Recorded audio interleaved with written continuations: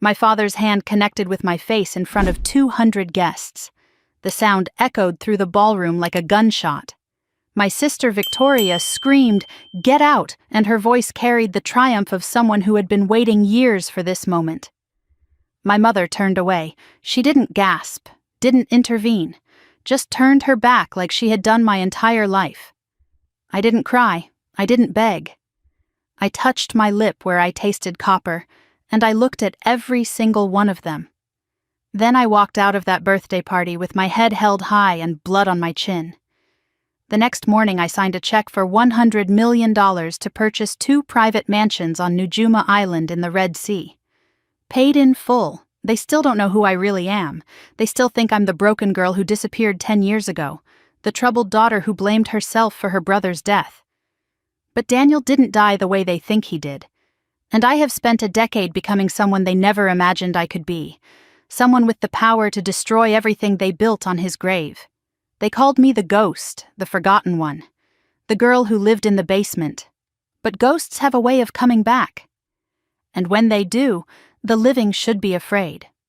My name is Grace Whitmore, and this is the story of how I burned my family's lies to the ground. The Whitmore name meant something in Greenwich, Connecticut.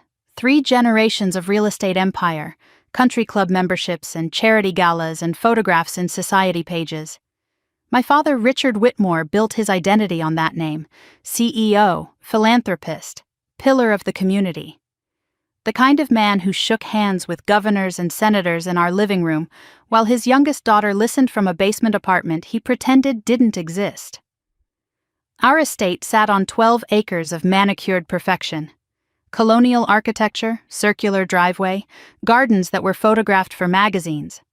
From the outside it looked like the American dream carved into Connecticut soil. But I learned early that beautiful houses can hide the ugliest truths. My mother, Catherine, was a master of appearances.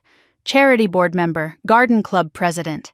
The woman who could smile through any scandal and make it disappear with the right phone calls. She hosted dinner parties where crystal clinked and laughter floated through rooms I was rarely invited to enter. In public, she was gracious and warm. In private, she looked through me like I was made of glass. Not fragile glass. The kind you don't bother to notice because it's been there so long it becomes invisible. Then there was Victoria, 7 years older than me. The golden child. The daughter they displayed at every event and groomed for every success. Victoria had the master suite upstairs with 2 windows facing east, so the morning sun could wake her gently. She had the tutors and the designer clothes and the introductions to all the right people. When she walked into a room, our parents looked at her with pride that bordered on worship. When I walked into a room, they checked their watches.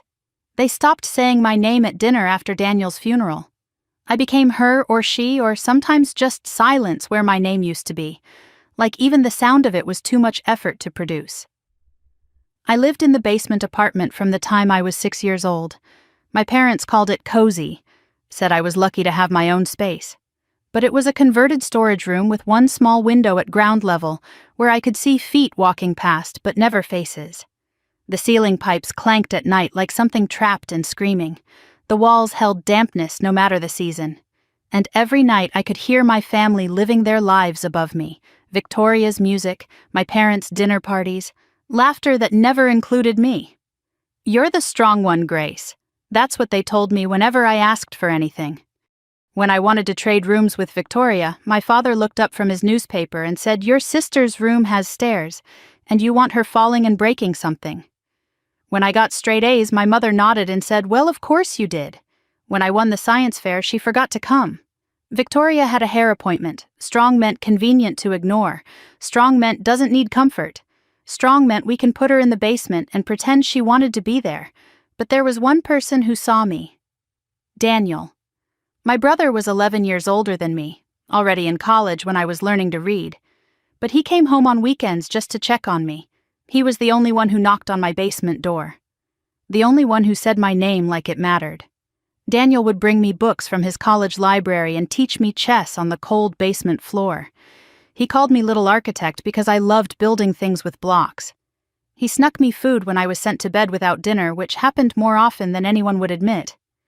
When Victoria said something cruel and I tried not to cry, Daniel would find me later and say, "You're smarter than all of them," combined Grace.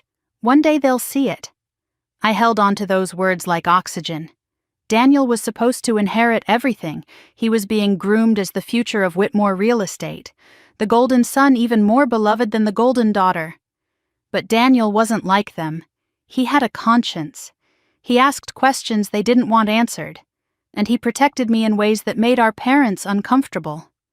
I once heard him arguing with our father in the study. "She's your daughter too," he said. "Why does she live like a tenant in her own house?" My father's response was cold and final. "Victoria has needs. Grace is fine. Don't create problems where there aren't any." But there were problems. Daniel saw them even when no one else did. The night before he died, he called me. I was 16. It was late and his voice sounded strange, urgent, almost afraid. "Grace," he said, "I found something. About Dad, about the company. It's bad." He asked me to wait for him, said he was driving home, said he needed to show me something and I shouldn't tell anyone. He never made it home. They said he lost control on a rainy road, said his car hit a tree, said he died on impact. And within days the narrative formed like ice over a grave. If Grace hadn't called him, he wouldn't have left early.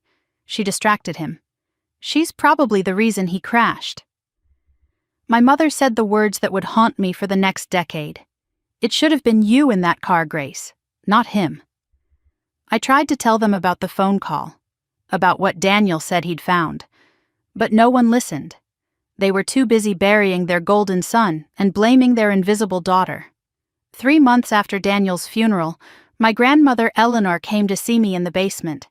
She was my father's mother and the only person in that house who had ever defended me. She pressed an envelope into my hands, sealed with wax, heavy with something inside. "Daniel was going to give this to you," she said.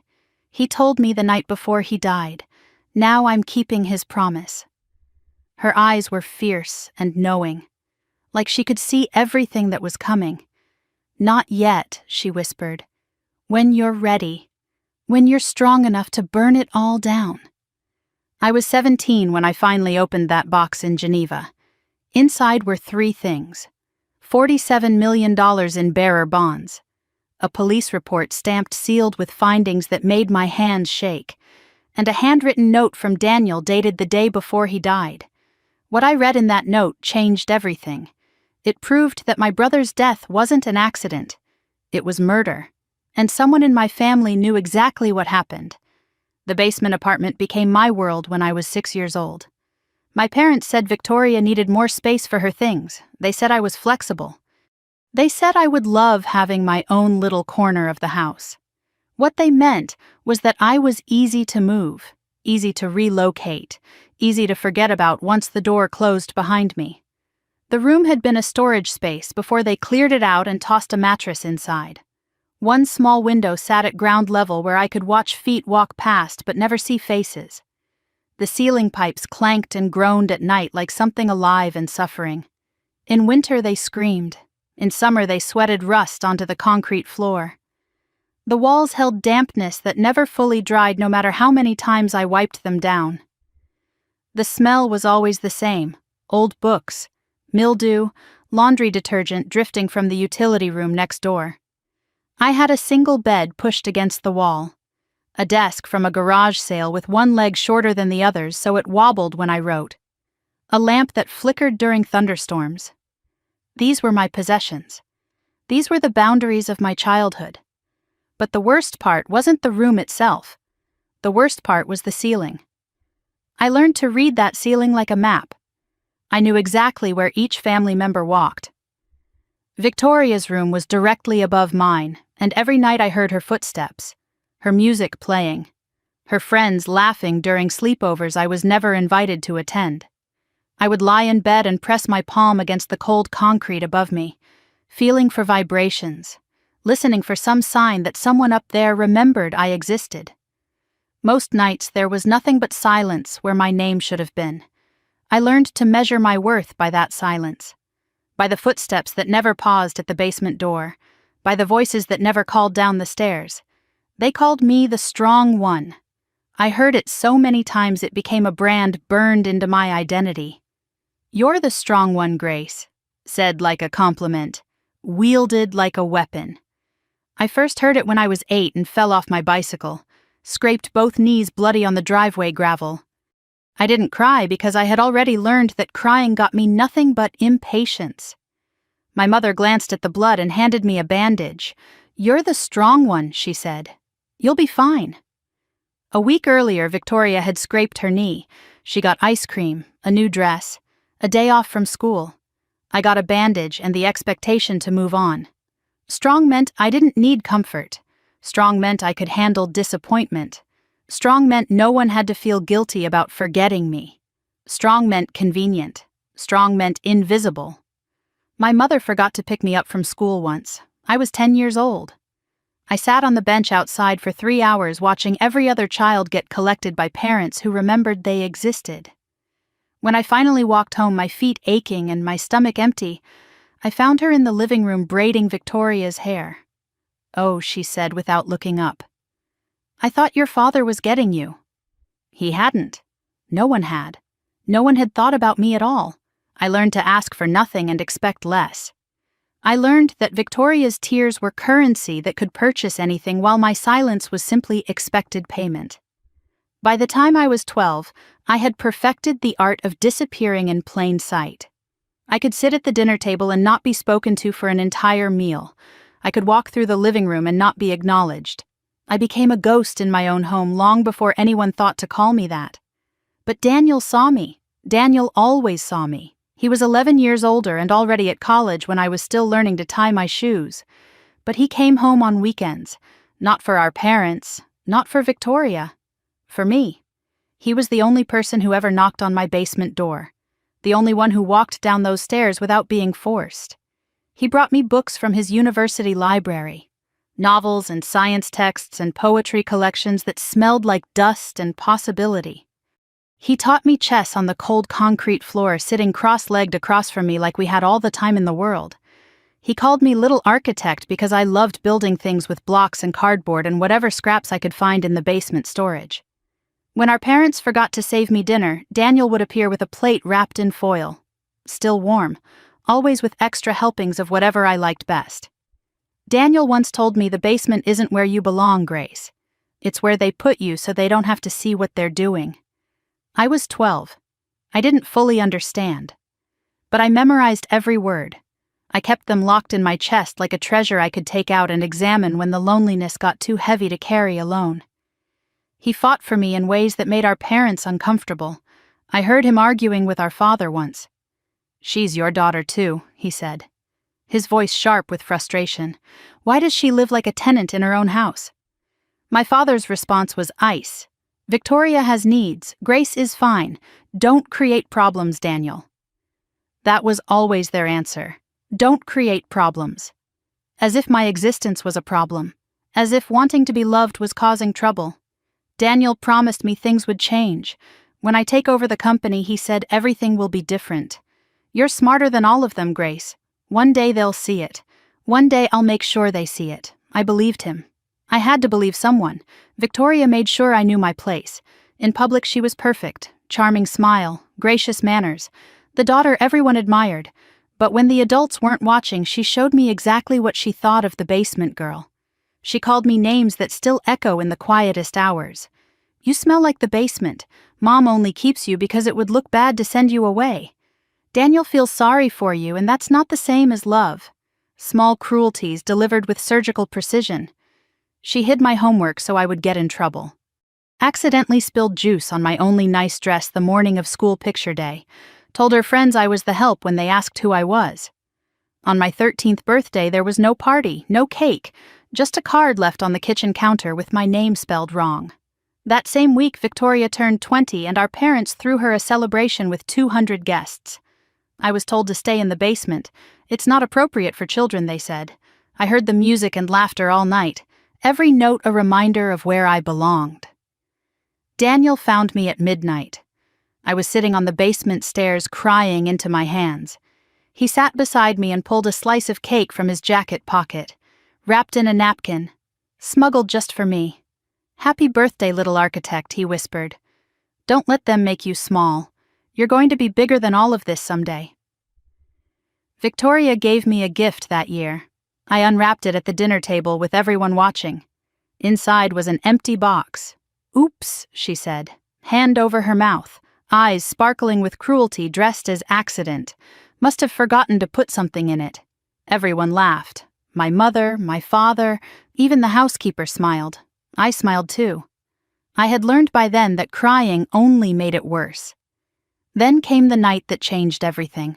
I was 16. Daniel was 25. It was late and my phone buzzed with his name. His voice when I answered was strange, urgent, almost afraid. "Grace," he said. "I found something. About Dad. About the company." "It's bad." He asked if I could wait up for him, said he was leaving a business dinner early, said he needed to show me something and I shouldn't tell anyone. I heard my mother scream at 2 a.m. The police called to say Daniel's car had gone off the road, hit a tree, dead on impact. Within days, the blame found its target. If Grace hadn't called him, he wouldn't have left early. She distracted him. She probably had him on the phone when he crashed. My father's eyes turned to ice whenever they landed on me. My mother said the words that would haunt me for a decade.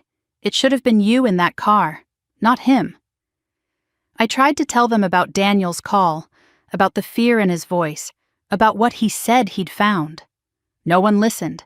No one wanted to hear the basement girls suggest that something was wrong with their perfect son's perfect death. But I saw something at the funeral that no one else noticed. Victoria standing by the casket, and for just a moment when she thought no one was looking, she smiled. Not grief, not shock, relief. I never forgot that smile. I never stopped wondering what it meant. 3 months later, my grandmother Eleanor came to the basement. She pressed an envelope into my hands, sealed with wax, heavy with secrets. "Daniel was going to give this to you," she said. "He told me the night before he died. Now I'm keeping his promise." Her last words before she left still echo in my memory. "Not yet, Grace. When you're ready. When you're strong enough to burn it all down." I held that envelope for 3 months before I opened it. What I found inside proved that Daniel's death wasn't an accident. It was murder. And someone in my family knew exactly what happened. I kept Eleanor's envelope hidden under the loose floorboard in my basement room, the same spot where I hid my journal and the small treasures Daniel had given me over the years. Every night for 3 months I pulled it out and held it in my hands, felt the weight of it, traced the wax seal with my fingertips. Eleanor's words echoed through my sleepless nights. "When you're ready. When you're strong enough to burn it all down." I wasn't ready. I wasn't strong. I was a 16-year-old girl sleeping in a basement while my family blamed me for my brother's death. But the envelope called to me. The secrets inside pressed against the paper like something alive and waiting to be born. The night I finally opened it, I couldn't sleep. The house above me was silent for once. No footsteps, no music, no laughter reminding me of everything I wasn't invited to join. I sat on my bed with the lamp flickering and my hands trembling. I broke the wax seal, unfolded the contents, and my entire world shifted on its axis. Inside was a letter in Daniel's handwriting, dated the day before he died. His script was usually confident and clean, but this letter was different, shaky, rushed, like he'd written it knowing he was running out of time. "Grace," he wrote, "if you're reading this, then something has happened to me, and there are things you need to know." I found evidence that Dad has been stealing from grandmother Eleanor for years. Millions siphoned from her personal accounts into shell companies, forged signatures, manipulated records. I confronted him tonight. He denied everything, but I saw the fear in his eyes. He knows I know, and I think he's going to do something about it. The letter continued with details, account numbers, company names, dates of transactions. Daniel had documented everything with the precision of someone who understood that truth needed proof to survive. But it was the final paragraph that made my blood freeze. Nolan is involved, he wrote. The handwriting here was even more unsteady. He's not just Victoria's boyfriend. He's Dad's fixer. I don't know how deep it goes, but I know enough to be afraid. Don't trust him, Grace. Don't trust any of them. If something happens to me, take this to someone outside the family, someone who can't be bought. And whatever you do, don't let them know what you have until you're ready to use it. I read those words over and over until dawn crept through my small window. My brother hadn't died in an accident. He'd been killed because he discovered the truth. And now I was holding that same truth in my shaking hands. My first instinct was to run upstairs and throw the evidence in my father's face, to scream at him in front of everyone, to make him pay for what he'd done. But Daniel's voice stopped me. His warning echoed in my mind. Don't let them know what you have until you're ready to use it. I was 16 years old, no money, no allies, no power. If I revealed what I knew, my father would destroy the evidence and paint me as a liar. The troubled girl who killed her brother and now was trying to destroy his memory.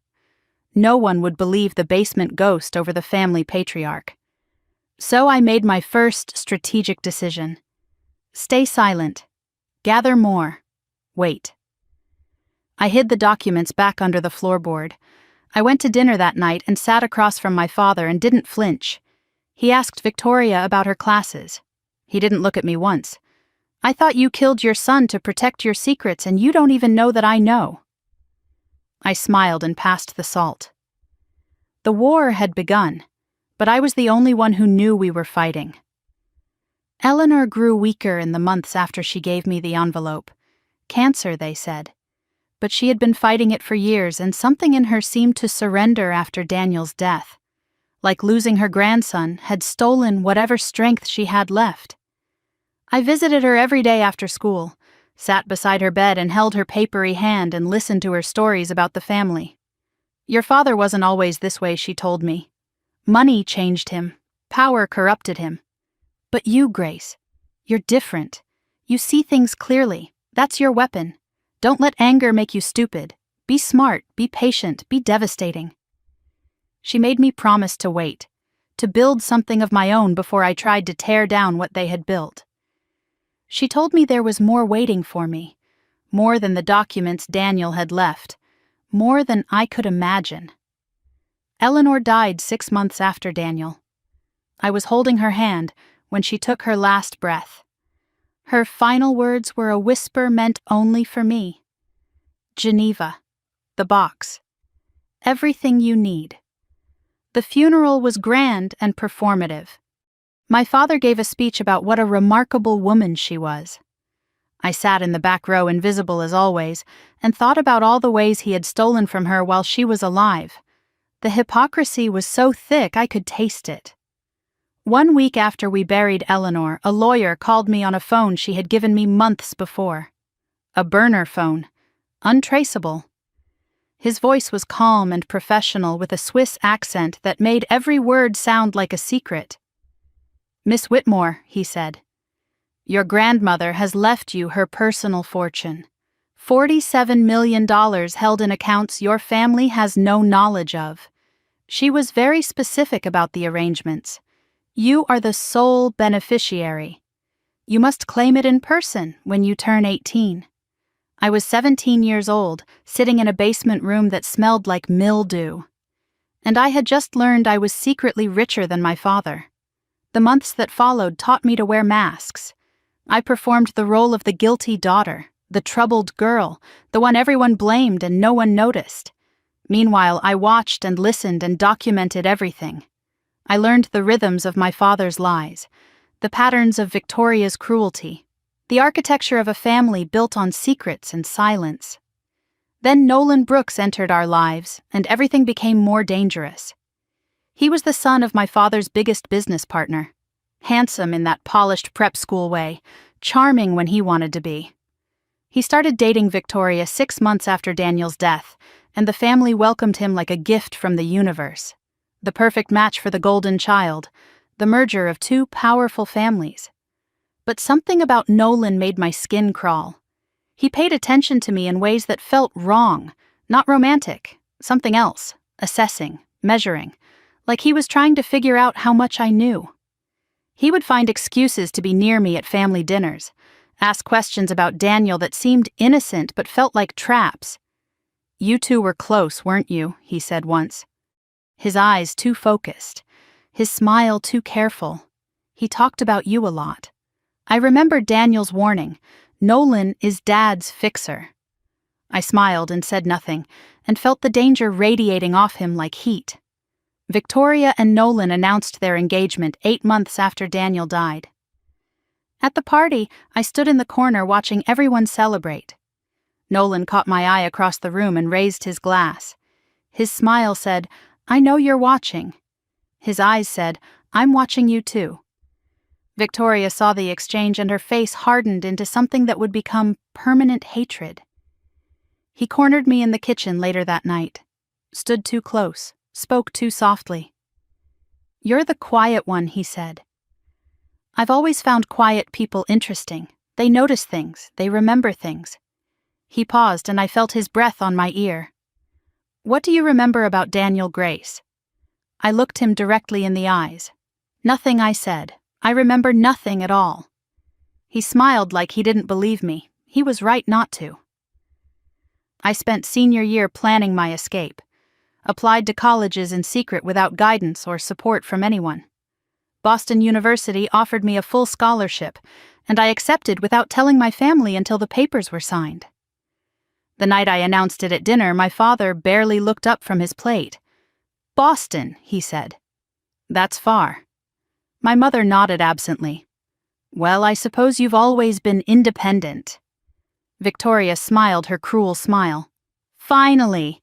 The basement will make a great wine cellar. No congratulations, no pride, no acknowledgement of what I had achieved entirely alone. I expected nothing. I received exactly that." The morning I left, I packed 17 years of my life into 2 suitcases. My mother handed me a $20 bill. "For the taxi," she said. She didn't hug me. Victoria was still asleep. My father had already left for work without saying goodbye. I stood on the doorstep of the house I had lived in my entire life, and no one watched me go. No one stood at the window. No one called out my name. I didn't cry. I had stopped crying for them years ago. The taxi took me to the airport. The $20 bill crumpled in my pocket like an afterthought. But in my carry-on, I held documents that could destroy a family. Instructions from a grandmother who had seen me when no one else did, and the promise of $47 million waiting in a vault in Geneva. I flew to Boston with 2 suitcases and a secret fortune. No one in my family knew what I carried. No one knew what I was about to become. I was 18 years old and I was done being invisible. The next time they saw me, they wouldn't be able to look away. Boston in September smelled like possibility. The campus spread out before me like a world I had earned entirely on my own. My dorm room was small, but it had a window that faced east, and every morning I woke to sunlight instead of shadows. For the first time in my life, the space around me belonged to me. Not assigned as punishment, not given as an afterthought, chosen. No one at Boston University knew I was a Whitmore. No one knew about the basement or the blame or the brother I had lost. They just saw a quiet girl with sharp focus and a work ethic that bordered on obsession. That anonymity was its own kind of freedom. I could be anyone. I could become anything. I lived 2 lives from the very first day. The public version was simple. Scholarship student, library job, modest apartment when I moved off campus sophomore year. I ate cheap meals and wore clothes from thrift stores and never once touched the $47 million waiting for me in Geneva. That money wasn't for survival. It was for war. And wars required patience. The private version was different. Every night after my classes and my shifts at the library, I studied things that weren't on any syllabus. Finance, real estate law, investment strategies, tax structures. I read every book I could find about building wealth invisibly, about moving money through systems designed to hide it. I was teaching myself to become something my family would never see coming. I kept a photograph of Daniel in my desk drawer. Every morning I looked at it before class. Every night I whispered the same words. "I'm coming for them." Just not yet. It became my prayer, my promise, The reason to keep going when the loneliness pressed against my chest like a weight I couldn't lift. The loneliness was the hardest part. I had no friends because I couldn't afford the vulnerability of letting someone in. No relationships because my heart was too full of grief and rage to hold anything softer. I was 20 years old, and I had already decided that everything in my life would serve a single purpose. Everything else was distraction. Then I met Marcus Chen, and everything changed. He came to Boston University as a guest lecturer in my junior year, advanced investment strategies, the kind of class most students took for easy credit and promptly forgot. But I sat in the front row and took notes that filled 3 notebooks by the end of his 6-week series. Marcus was 53 years old with silver hair and eyes that missed nothing. He had made his fortune in hedge funds and then walked away from Wall Street to become a private investor. He spoke about what he called invisible wealth, fortunes built without fanfare, empires constructed in silence, money that worked in the shadows while its owners lived unremarkable public lives. I understood every word like he was speaking a language I had been born knowing. After his final lecture, I approached him with a question. Not about the material he had covered, about real estate investment in emerging luxury markets. He paused and studied me with an intensity that should have been uncomfortable, but instead felt like being seen for the first time since Daniel. "That's not a student question," he said. "That's a player question." He handed me a business card. "Office hours are for students. Call me if you're serious about being something else." I called him that night. He tested me for 2 hours. Questions about markets and timing and risk tolerance. Questions about my goals and my timeline and my willingness to wait. When he finally stopped, he was quiet for a long moment. "You're not building a business," he said. "You're building a weapon. I've seen that look before. I didn't deny it. I couldn't. Just make sure when you fire it, you don't miss." Marcus became my true education over the next 2 years. He taught me what business school couldn't, how to move money invisibly, how to structure entities that couldn't be traced, how to acquire properties and companies without anyone knowing who really owned them. His mantra became my religion. Money is loud. Wealth is silent. Be wealthy. He never asked about my past, never probed into why a 20-year-old girl wanted to learn the architecture of hidden power. Some teachers demand your story. Marcus only demanded your commitment. His discretion was a gift I never took for granted. The day I turned 21, I flew to Geneva alone. The bank was everything I had imagined. Marble floors, hushed voices, the weight of old money pressing down from every chandelier. I presented my identification and Eleanor's key and the sealed instructions she had left. A banker in a gray suit led me to a private vault deep in the building's basement. The irony wasn't lost on me. "Your grandmother was very specific," he said. "No one has accessed this since her death. The vault held more than I expected. The $47 million in bearer bonds and liquid assets was confirmed. But there was another envelope, marked in Eleanor's handwriting. For Grace, the truth." I opened it with hands that wouldn't stop shaking. Inside was a police report from Daniel's accident, stamped sealed across the cover. Eleanor had attached a handwritten note explaining how she'd obtained it. Bribes, connections. The kind of money that could make official records appear in unofficial hands. The report's conclusion made my vision blur. Break line showed evidence of tampering. Investigation closed at family's request. I sat in that vault for an hour reading and rereading those words. Break line tampering. My brother didn't lose control. Someone had made sure he would never reach home that night. Someone who knew he was coming. Someone he had told about our phone call. Eleanor's note included one more instruction. "Find the investigating officer when you're ready. He retired to Florida. He'll tell you everything."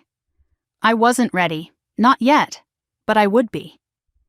I returned to Boston with a clarity that felt like ice in my veins. The next 4 years became a blur of strategy and execution. Marcus helped me structure the investment vehicle that would become my weapon. Meridian Holdings. Registered in Dubai. Layered through multiple jurisdictions. My name appeared nowhere in public records. I focused on ultra-luxury real estate in emerging markets, properties the world's wealthy wanted but couldn't easily access. My first acquisition came at 23. A waterfront property in Dubai Marina. $12 million. I renovated it over 6 months and sold it to a Saudi prince for $22 million. Net profit of $8 million in just over a year. I reinvested everything, lived on my Boston salary, ate the same cheap meals, wore the same thrift store clothes. I could have lived in luxury, but instead I lived in preparation. By 25, my portfolio was worth over $300 million. Cash reserves and investments pushed the total past $500 million.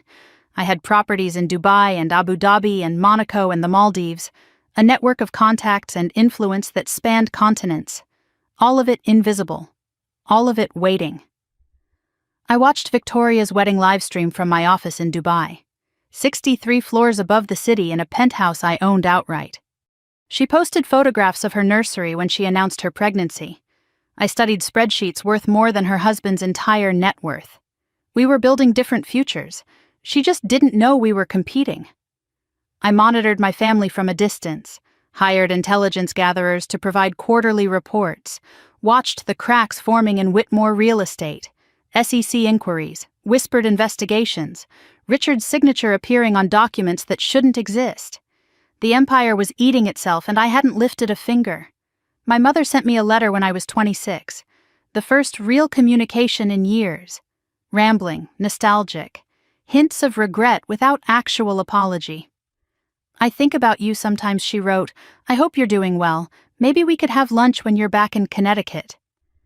I laughed out loud in my empty apartment. The last time I was in Connecticut, I slept in a basement and no one remembered my birthday. Now I owned more property than her husband's entire company. But she still thought I was the one who should come to her. I didn't respond. Some doors stay closed until you're ready to walk through them armed. Then the email arrived that changed everything. 25 years old, late night in Dubai. An encrypted message from an address I didn't recognize. No subject line, just an attachment. The police report from Daniel's accident, the same one Eleanor had given me. But this version had additional pages. Unredacted, a witness statement that had been removed from the official record. Someone had seen a man near Daniel's car before he left the restaurant that night. Tall, dark hair, well-dressed. The witness had been paid $50,000 to stay silent. The payment traced to a company called Brooks Capital Partners, Nolan's company. I read the name 3 times. Nolan hadn't just been involved in the cover-up. He had paid for the silence himself, which meant Victoria's husband had arranged my brother's murder. And someone out there wanted me to know. The email had no signature, just one line at the bottom. "It's time." 3 days after receiving that anonymous email, I made a decision that would set everything in motion. For 7 years, I had been watching and waiting and building. The email changed the equation. Passive observation was no longer enough. It was time to start hunting. I flew to New York on a Thursday morning. Cash payment for everything. No paper trail, no digital footprint. I had learned from Marcus that the most dangerous moves were the ones no one saw coming. This would be the most dangerous move of my life. Frank DeLuca operated out of a small office in Brooklyn. Former FBI. 23 years investigating white-collar crime before he retired and went private. Marcus had recommended him with words that carried weight. If there's dirt, Frank finds it. If there's a body, Frank finds who buried it. He was 62 years old with a face that had seen too much and forgotten nothing. Gray hair cropped short, eyes that assessed me the moment I walked through his door. He didn't offer coffee or small talk. He just waited for me to explain why a young woman with expensive clothes and cheap shoes had traveled across the country to sit in his cluttered office. I laid everything out. Daniel's death, the sealed police report, Nolan's payment to the witness, the financial crimes my brother had discovered before someone decided he needed to disappear. Frank listened without expression, took notes in handwriting so small it looked like code, asked questions that were precise and surgical. "You want me to prove your brother was murdered," he said when I finished, "and identify who ordered it. I want the truth. All of it, no matter where it leads." He studied me for a long moment. "The truth usually leads somewhere ugly, Miss Whitmore. You sure you want to go there? I've been living in ugly my whole life. I just want to know its real name." Frank nodded slowly. Something shifted in his expression. Not sympathy, recognition. "I've had a lot of clients wanting revenge," he said. "Most of them aren't ready for what they find." He paused. "But you're different. You've got the look of someone who's already made peace with burning it all down." He wasn't wrong.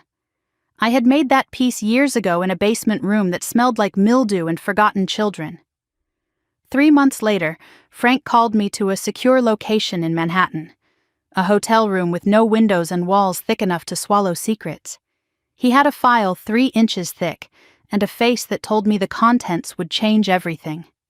He started with the witness, the valet from the restaurant where Daniel had dinner the night he died. Frank had tracked him to Portugal, where he'd been living on the $50,000 that bought his silence.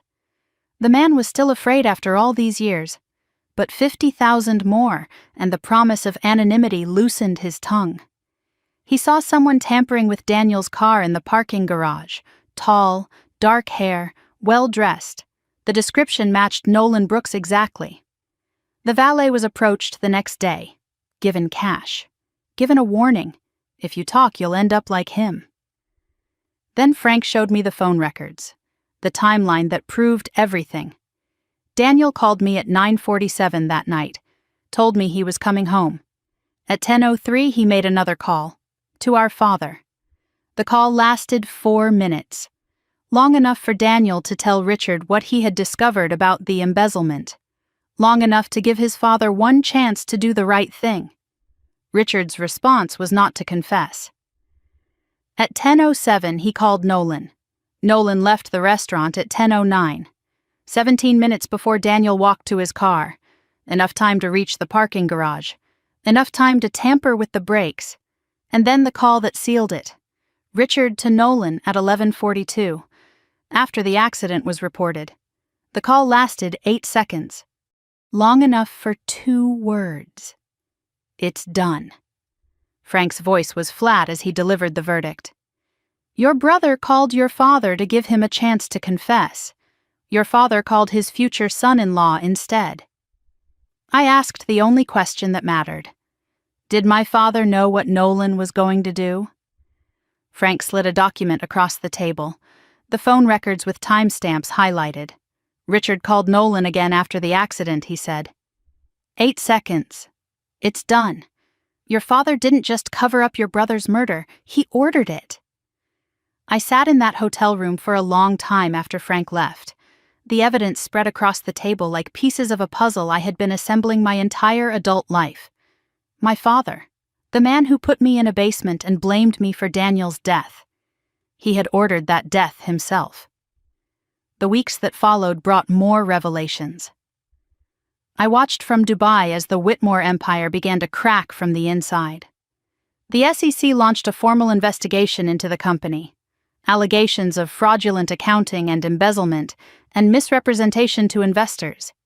Richard's face appeared on business news looking haggard and defensive. The man who had built his identity on power and control was watching it slip through his fingers. But the real threat wasn't the SEC, it was Nolan. While Richard fought to save his reputation, Nolan was quietly consolidating power. Board members aligned themselves with the younger man. Victoria supported her husband without question, or perhaps without understanding. Nolan positioned himself as the clean successor, the one who could save the company from Richard's mistakes. My father had killed his son to protect his empire. Now that empire was being stolen by the killer himself. The snake he'd invited into the garden was swallowing him whole. I read the headlines on a Tuesday morning. Whitmore real estate CEO steps back. Son-in-law named acting president.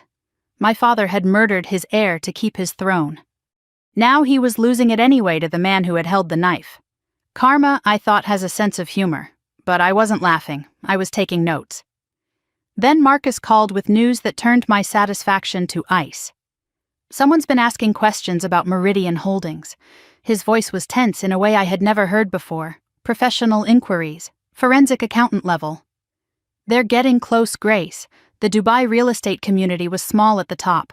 Rumors had begun spreading about the mysterious owner who had built an empire in 7 years. Someone with resources was trying to connect the dots. Nolan had hired an investigator. He was looking for threats. And I had apparently become one. I needed protection, legal, strategic, personal. That's when Tessa Morgan entered my life. She was 38 years old, Harvard Law, former federal prosecutor. Now in private practice representing clients who needed someone brilliant and ruthless and absolutely loyal.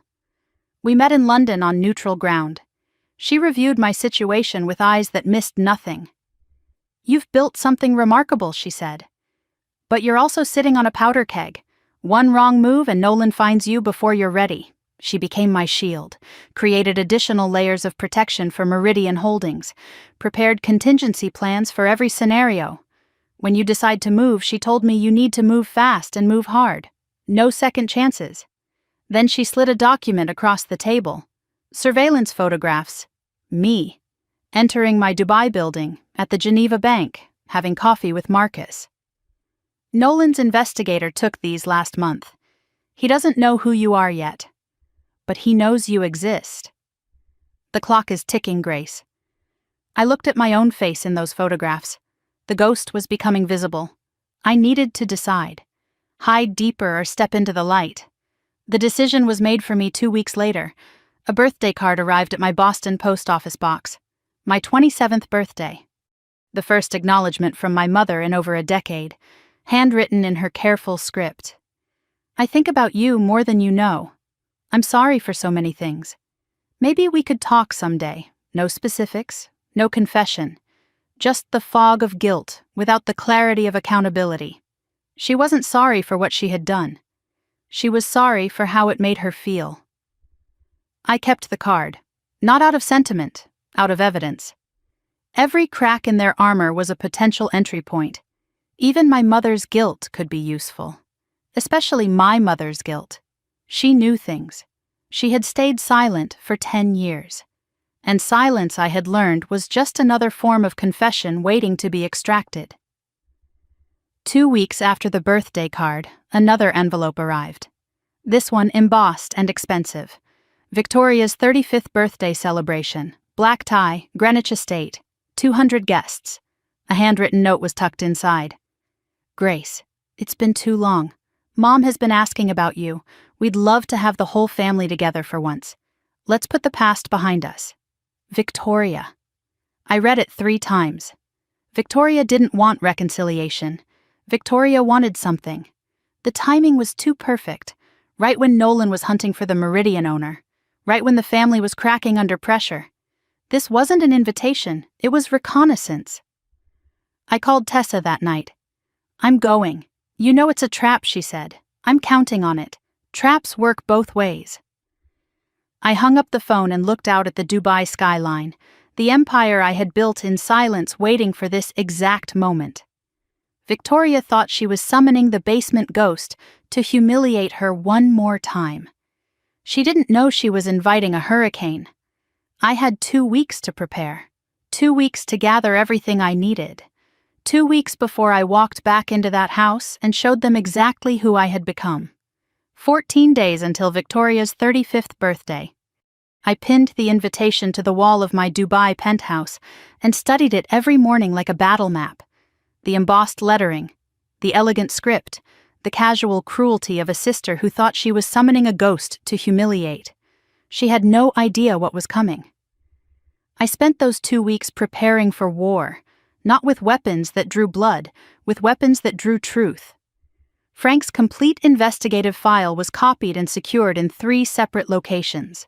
Phone records, witness statements, payment trails, the sealed police report proving brake line tampering. Every piece of evidence that could destroy the men who murdered my brother.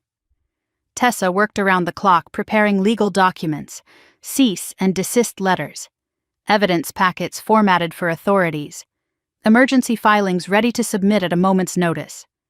We mapped every possible scenario, every potential countermove, every way they might try to silence me before I could speak. I wasn't going to that party to make a scene. I was going to plant seeds that would grow into a forest fire. Marcus asked me once what my endgame was. I told him I want them to know that I know. I want to watch the fear enter their eyes. And then I want to walk out while they're still processing that the ghost they forgot is the one who's been haunting them all along. Tessa nodded slowly when I said it. That's not revenge, she said. That's art. 10 days before the party, I flew to Milan. One appointment. Valentino Garavani's private atelier. A custom gown commission that would cost more than most people's annual salary. Black silk. Hand embroidered. The kind of dress that commands attention without asking for it. I knew exactly what I was doing. Victoria had posted about this designer years ago. A photograph of a gown she desperately wanted but couldn't afford. Someday she wrote beneath the image with a string of longing emojis. I remembered that post. Saved it. Filed it away for a moment exactly like this one. Someday had arrived. Just not for her. The fitting took 3 hours. I stood in front of a 3-way mirror while the seamstress made adjustments with pins and chalk. The dress fit like armor. Elegant and understated and absolutely devastating. She asked if it was for a special occasion. I smiled and told her a family reunion. She didn't need to know that reunions could be battlefields. I retrieved Eleanor's jewelry from the Geneva vault the same week. The pieces she had hidden from my father. The originals he never knew existed. A diamond pendant she wore in her wedding portrait. The same pendant that should have gone to me in the public will, but Richard had kept it and given it to Victoria instead. What no one knew was that Eleanor had commissioned duplicates decades ago. Victoria had been wearing the copy to every major event for years. I would wear the original. Let her wonder why my diamonds caught the light differently than hers. Some messages don't need words, they just need the right illumination. The dress cost $62,000. Victoria's engagement ring had cost $47,000. I knew because she posted about that too, showing off what she called a family heirloom from the Brooks collection. She had no idea I was counting everything, measuring everything, preparing to show her exactly how much the forgotten sister had outgrown her shadow. 1 week before the party, Frank delivered his final intelligence report. He flew to Dubai personally. The kind of information he carried wasn't safe on any network. Nolan was negotiating to sell Whitmore real estate. Not a merger, a complete sale to a foreign investment group. The deal was already in its final stages. Signatures pending. Richard had no idea it was happening. The board was aligned with Nolan. The SEC investigation had weakened Richard's position so badly that no one needed his approval anymore. The deal would make Nolan wealthy independent of the family legacy. Victoria would become rich in her own right, and Richard would be left with nothing, pushed out of his own company by the man he had trusted with murder. Frank handed me a single page, the signature sheet for the sale agreement. Nolan had already signed. The buyer had signed. Only Richard's signature was missing and they weren't planning to ask for it. They're going to force him out and sell without him, Frank said. Your father is about to lose everything he killed for. I looked at the document for a long moment. Good, I said, but not before I take what's left. 5 days before the party, Tessa called on an encrypted line. Her voice was tight with urgency. We have a problem. Someone from Whitmore's legal team contacted my office. They were asking about Meridian Holdings, its ownership structure, its principal investor.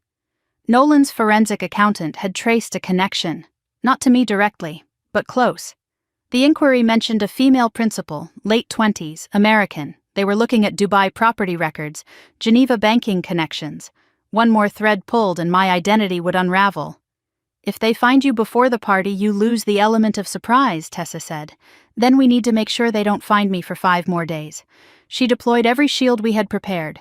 Legal letters threatening action over privacy violations. Marcus activated his network to create misdirection, false trails leading nowhere. I went dark completely. No public appearances. No traceable communications. 5 days of absolute silence before the storm. I had lived invisible for 18 years. I could manage 5 more days. Tessa sent me the inquiry letter Nolan's attorney had written. At the bottom was a handwritten note. Client believes subject may have family connection to Whitmore. Urgent priority, family connection. He suspected, but he didn't know. Not yet. The question was whether he would figure it out before I walked through that door or after. 3 days before the party, my phone rang with a Greenwich area code. My mother's number. I almost didn't answer. Something made me pause. Some instinct I couldn't name. I picked up. Catherine's voice was thin and tired and uncertain. "Grace, please don't hang up. I need to talk to you." She spoke quickly, nervously, like she was afraid of being overheard. "I know you're coming to the party," Victoria told me. "I wanted to warn you. Things aren't what they seem." She talked in fragments. Richard had changed. Victoria was different. Nolan frightened her. "I've made so many mistakes, Grace. With you, with Daniel, with everything." It was the first time she had spoken Daniel's name to me in a decade. "What do you mean, mistakes with Daniel?" My voice was steady even as my heart pounded. A long pause, her breathing heavy on the line. "I can't say it over the phone. But I know things I should have said years ago." "Then say them. Not like this." "At the party. Find me alone, in the garden. I'll tell you everything." The line went dead. I sat with the phone in my hand for 10 minutes after she hung up. My mother had never reached out like that, never sounded scared, never mentioned Daniel. Either she was setting a trap, or she was ready to betray the people she had protected for 10 years. Both possibilities meant the same thing. The cracks weren't just showing anymore, the walls were coming down. 2 days before the party, I packed my bags. The dress hung in a garment bag like a weapon waiting to be deployed. Evidence files secured in my carry-on. Eleanor's pendant in a velvet box against my chest. I was ready, or as ready as anyone could be to walk back into the house that had tried to erase them. That night at midnight, my secure phone buzzed with a message from an unknown number. "I know what you're planning. I can help. Meet me at the greenhouse at midnight during the party. Come alone. I have what Daniel wanted you to have." The message was signed with a single initial. D. My blood went cold. D. Daniel. But Daniel had been dead for 10 years. Someone was using his initial. Someone who knew him. Someone who claimed to have something he had left behind. A trap? An ally? A ghost reaching across the grave to help me finish what he started? There was only one way to know. Walk into that greenhouse and find out. I typed back 3 words. "I'll be there." Then I deleted the message and finished packing. Whatever was waiting in that greenhouse, I intended to be ready. Whatever secrets still remained after 10 years of silence, I intended to drag them into the light. Victoria thought she was throwing a birthday party. She didn't know she was hosting a reckoning. The black car wound through Greenwich as twilight settled over Connecticut. I sat in the back seat watching familiar streets pass like memories I had tried to bury. The Valentino dress pressed against my skin like armor. Eleanor's diamond pendant rested against my collarbone, warm from my pulse. 10 years since I had seen this driveway. 10 years since I had walked these grounds as the ghost no one remembered to look for.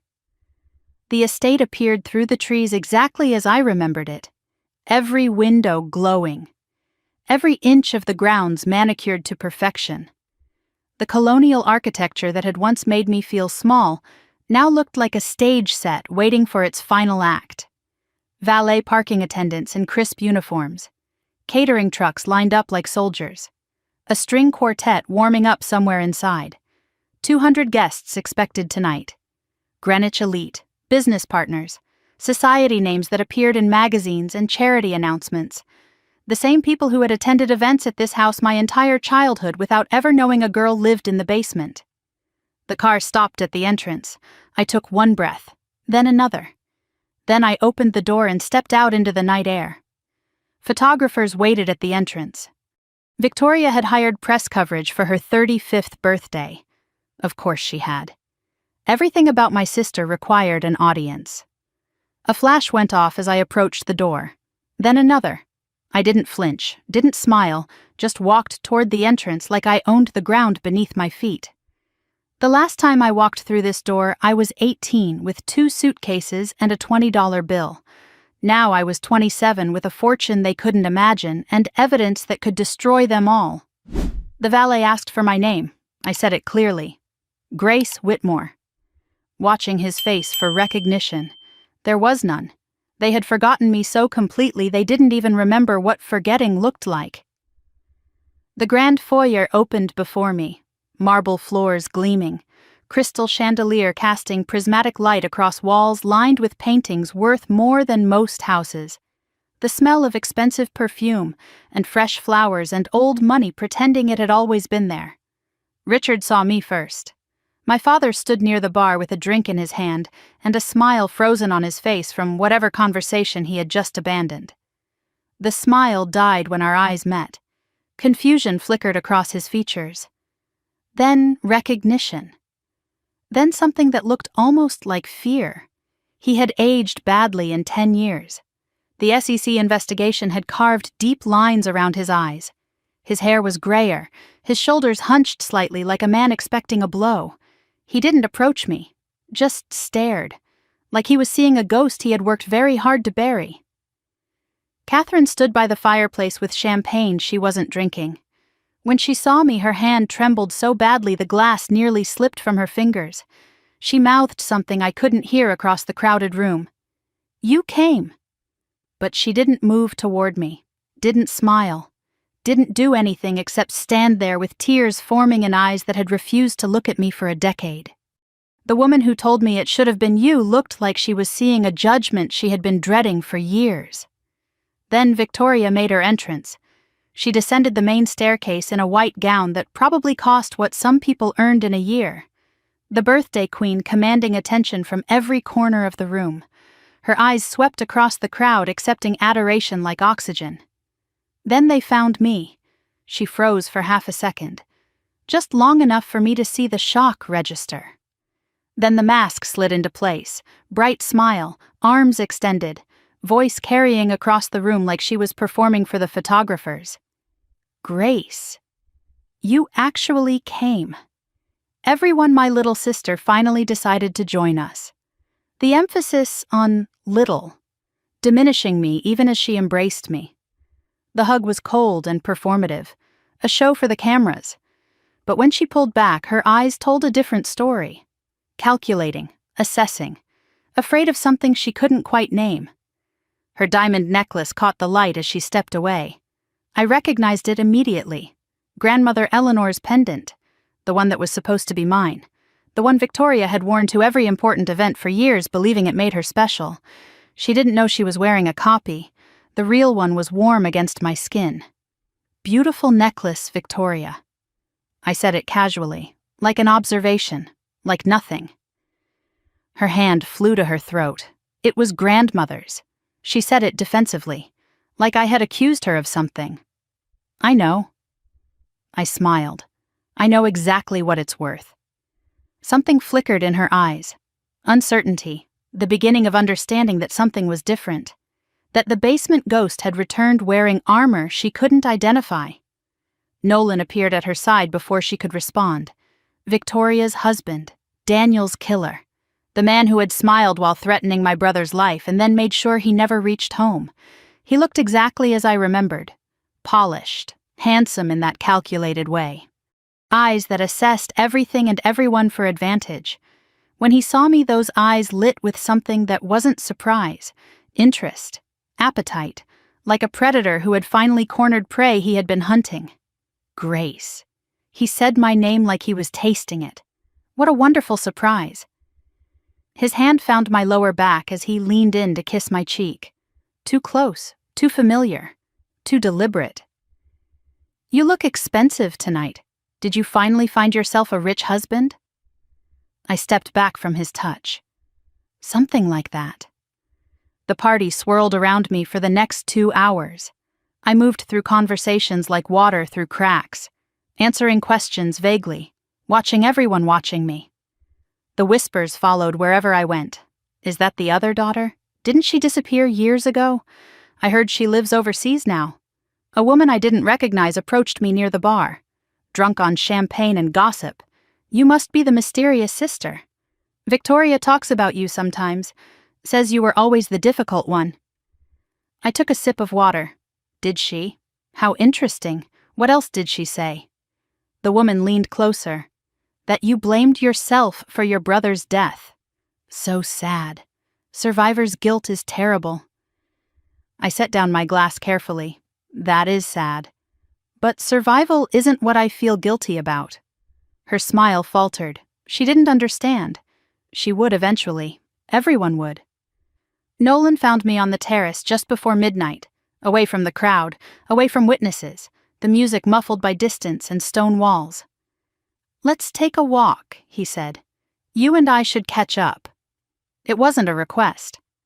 I followed him into the garden knowing exactly what was coming. "You've done well for yourself, Grace." His voice dropped once we were alone.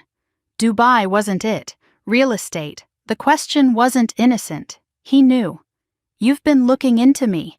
I look into everyone who might affect my interests." He stepped closer. "Old habit. And what have you found?" His eyes glittered in the moonlight. "I found gaps. Mysteries. A very wealthy woman who appeared from nowhere." He paused.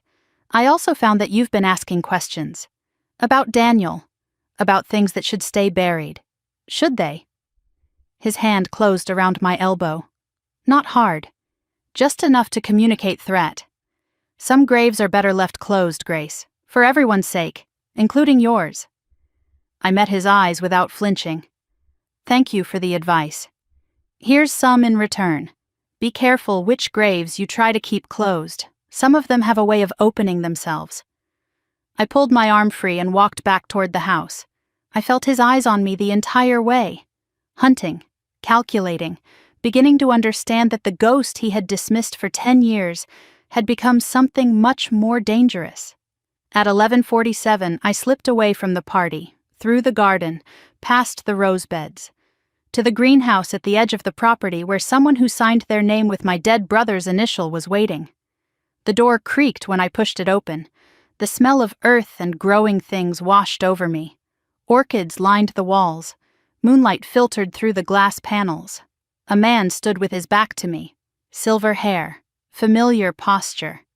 He turned when he heard my footsteps. "Marcus Chen." "Hello, Grace." His voice was soft in the darkness. "I'm glad you came." Understanding crashed through me like a wave. "You sent the email. The police report with the unredacted pages." "I did. Why? How do you have this?" Marcus stepped closer.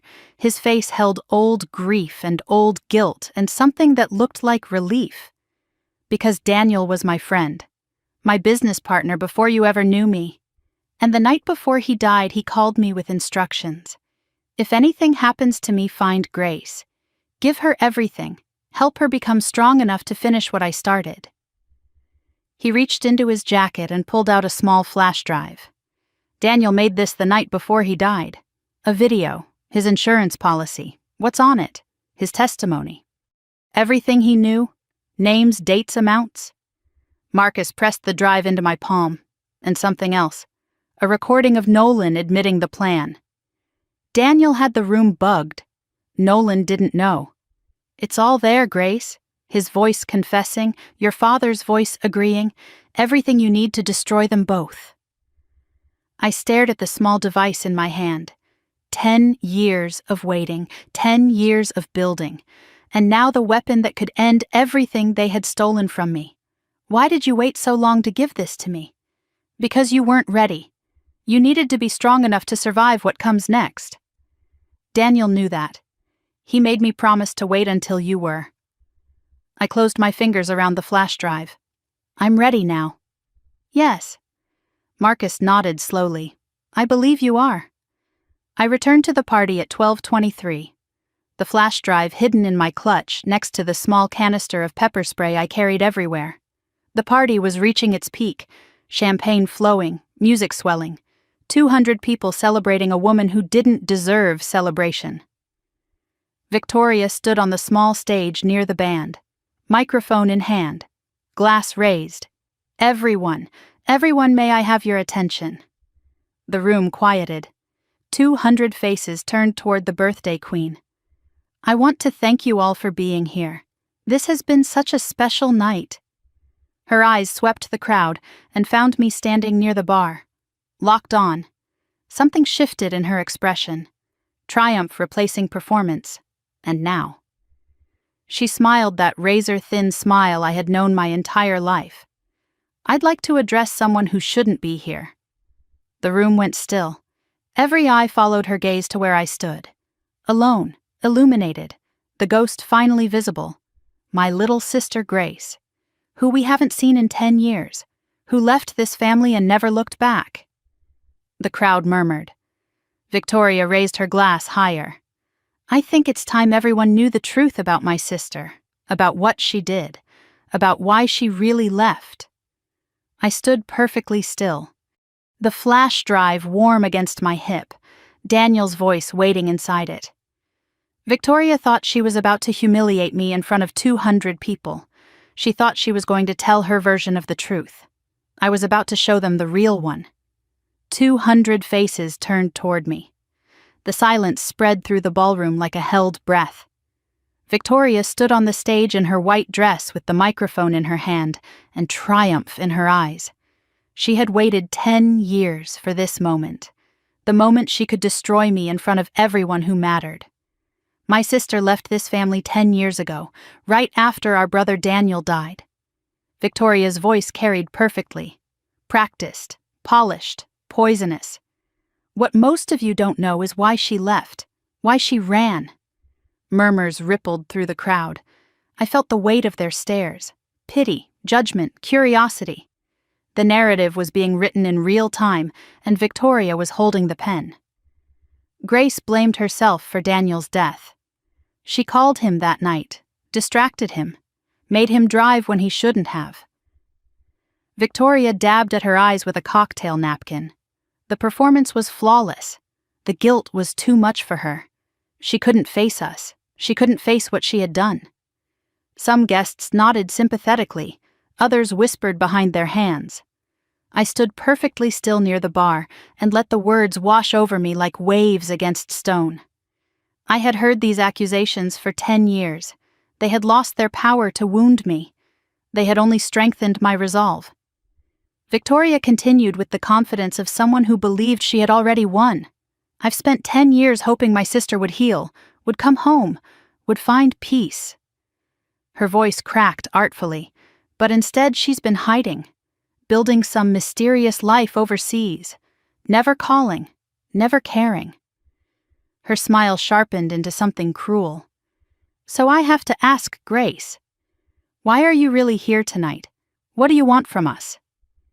200 people waited for my answer. I gave them silence. Silence was what I had been trained in. Silence right now was louder than anything I could say. Richard stepped forward from the crowd. My father's face was flushed with champagne and old rage. He took the microphone from Victoria with the authority of a patriarch defending his kingdom. My daughter is right. Grace has always been troubled. His voice filled the room. We gave her everything, a home, an education, a family, and she threw it all away. The lie was so smooth, it sounded like truth. I watched him deliver it and thought about the phone records in my clutch. The 8-second call after Daniel died. The 2 words that proved everything. It's done. Nolan appeared beside Victoria, his arm wrapped around her shoulders in a display of protective concern. We're just worried about her, honestly. His voice dripped with manufactured sincerity. She's been making strange accusations, digging into the past. Some people can't let go of tragedy. They need someone to blame. The implication landed exactly as intended. Grace was unstable, obsessed, dangerous. The 3 of them stood united on that stage. Father, daughter, son-in-law, a wall of lies dressed in evening wear. I looked for my mother. Catherine stood frozen by the fireplace, tears streaming down her face. But she didn't speak, didn't defend me, didn't move. The woman who had promised to tell me the truth in the garden couldn't even open her mouth when it mattered. She had chosen silence again. the same silence she had kept for 10 years. The room waited. Victoria's smile widened. She thought I would crumble, thought I would run, thought I would prove every word she had spoken by breaking down in front of 200 witnesses. I straightened my spine, lifted my chin, spoke clearly enough for every person in that room to hear. "Are you finished?" Victoria's smile flickered. This wasn't the reaction she expected, wasn't the broken girl she remembered. I took a step forward, toward the light, toward them. "You've told your story, the one you've rehearsed for 10 years, the one that makes you the victims and me the villain." My voice didn't waver. I had waited too long to let it waver now.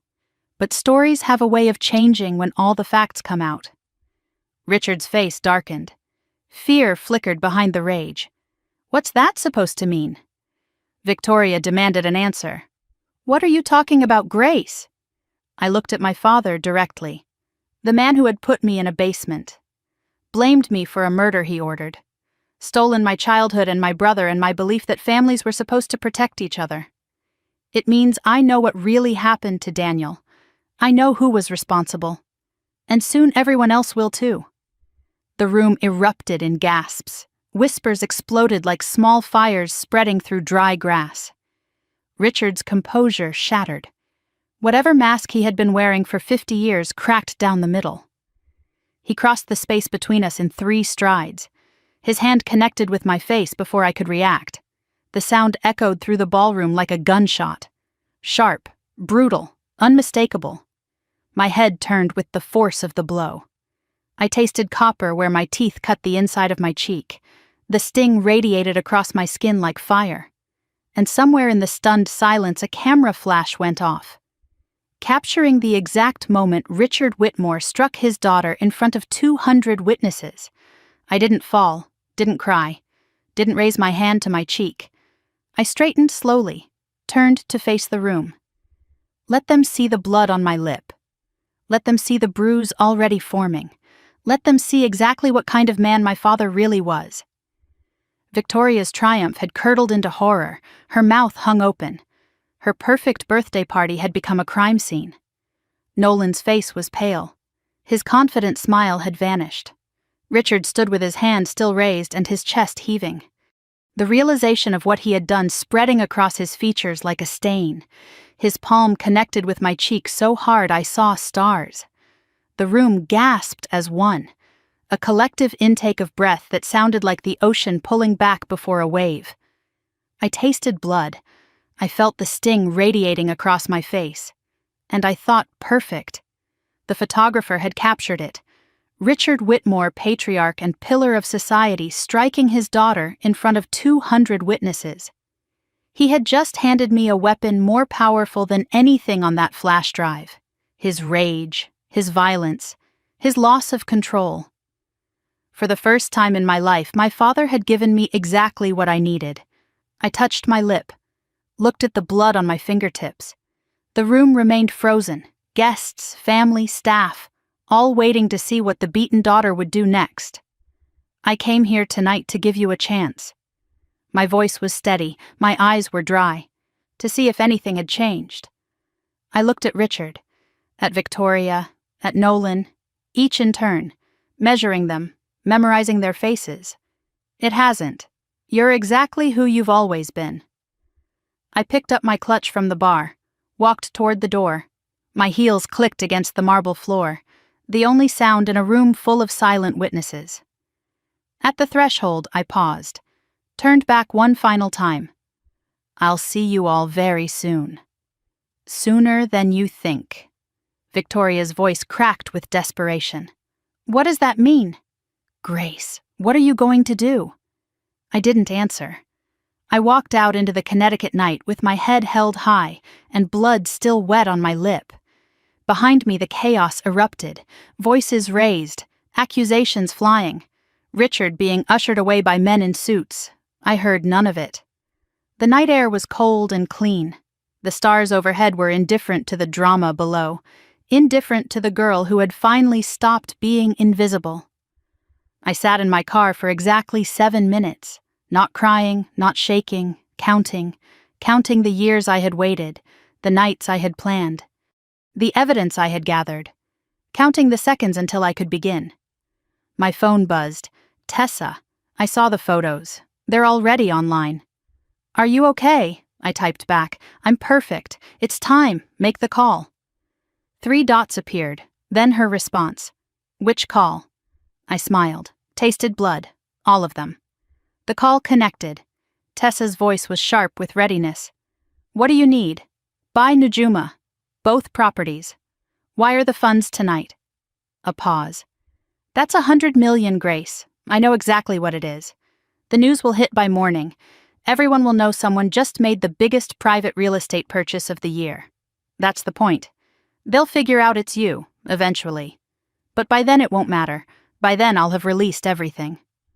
I outlined the next steps. The recording would go to journalists, the evidence to the SEC and the police.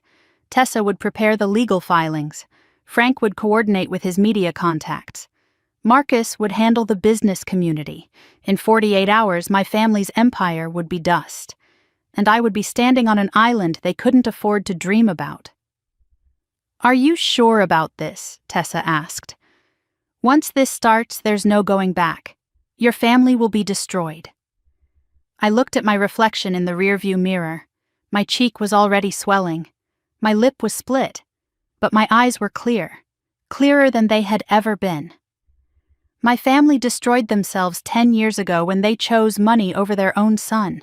I'm just making sure the world knows the truth. I ended the call and started the engine.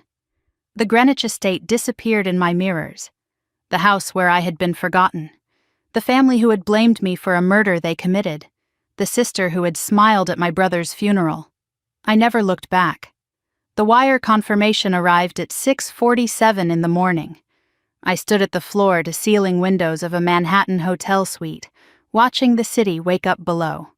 The sun painted the skyline gold. My phone displayed the words I had been waiting a decade to see. Funds transferred, properties secured, $100 million, 2 mansions on Nujuma Island, paid in full. I read the confirmation 3 times. Not because I doubted it, because I wanted to memorize the feeling. 27 years old. Standing in a penthouse suite. A bruise forming on my cheek where my father's hand had connected. A split lip healing where his violence had drawn blood. But inside I felt nothing but clarity. The basement ghost had purchased islands. The forgotten daughter had become unforgettable. I had spent 10 years building toward this moment. Now that it was here, I felt no triumph, no celebration. Just the quiet certainty of a woman who knew exactly what came next. Today, the world would learn the truth. Today, my family would learn who I had become.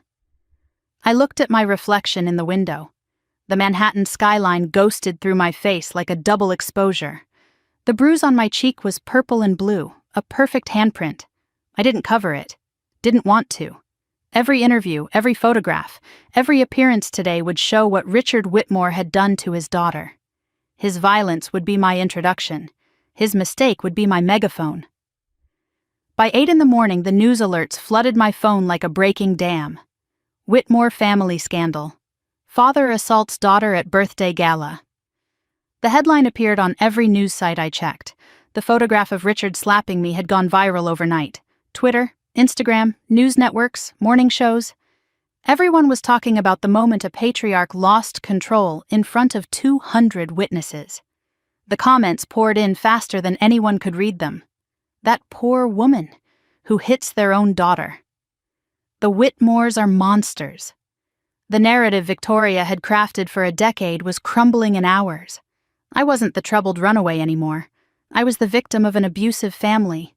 The internet had decided. The court of public opinion had rendered its verdict. But that was only half the story. Mystery buyer snaps. Up to Nujuma Island mansions for $100 million. The financial news buzzed with speculation about the anonymous purchaser. Who has that kind of cash for a same-day wire? Real estate analysts guessed at possibilities. Tech billionaire, Saudi royal, Russian oligarch. No one imagined the truth. No one thought to connect the beaten daughter to the record-breaking deal. They were looking for a titan. They didn't think to look for a ghost. By 9, my face was on every news channel in America. The photograph of the slap played on loop. Commentators analyzed my expression. Notice how she doesn't flinch. Look at her composure. This woman has been through this before. They didn't know how right they were. They didn't know about the basement or the silence or the years of invisible violence. But they were about to learn. Everyone was about to learn everything. My phone showed 47 missed calls from Victoria by mid-morning. The voicemails progressed through stages of grief that had nothing to do with sorrow. First message. Grace, call me back. We need to talk about damage control. Middle messages. This is insane. You're ruining everything. What do you want? Final message. You think you've won something. You have no idea what you've started. I saved every recording. Evidence of consciousness. Evidence of fear. Richard didn't call after his first attempt at 6 a.m. His lawyers called instead. 12 times. Threats wrapped in legal language. Defamation, harassment, restraining orders. I forwarded every message to Tessa. Let them threaten, let them bluster, paper shields against a coming flood. Then Nolan texted from a burner phone at 10:30. I know you have something. Whatever Daniel gave you, it's not what you think. Meet me, let me explain. I didn't respond. An hour later. I can make things very difficult for you, Grace. Your Dubai business, your investors, your reputation. Still nothing. His final text arrived at 11:47.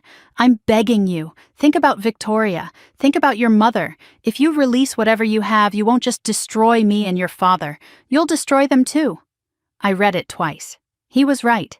Victoria and Catherine would suffer. The family name would become ash. Everything they had built would collapse. I thought about it for exactly 30 seconds. Then I remembered Daniel's face. The basement. My mother saying it should have been you. 10 years of blame for a crime I didn't commit. 10 years of silence from people who knew the truth. I typed back one message.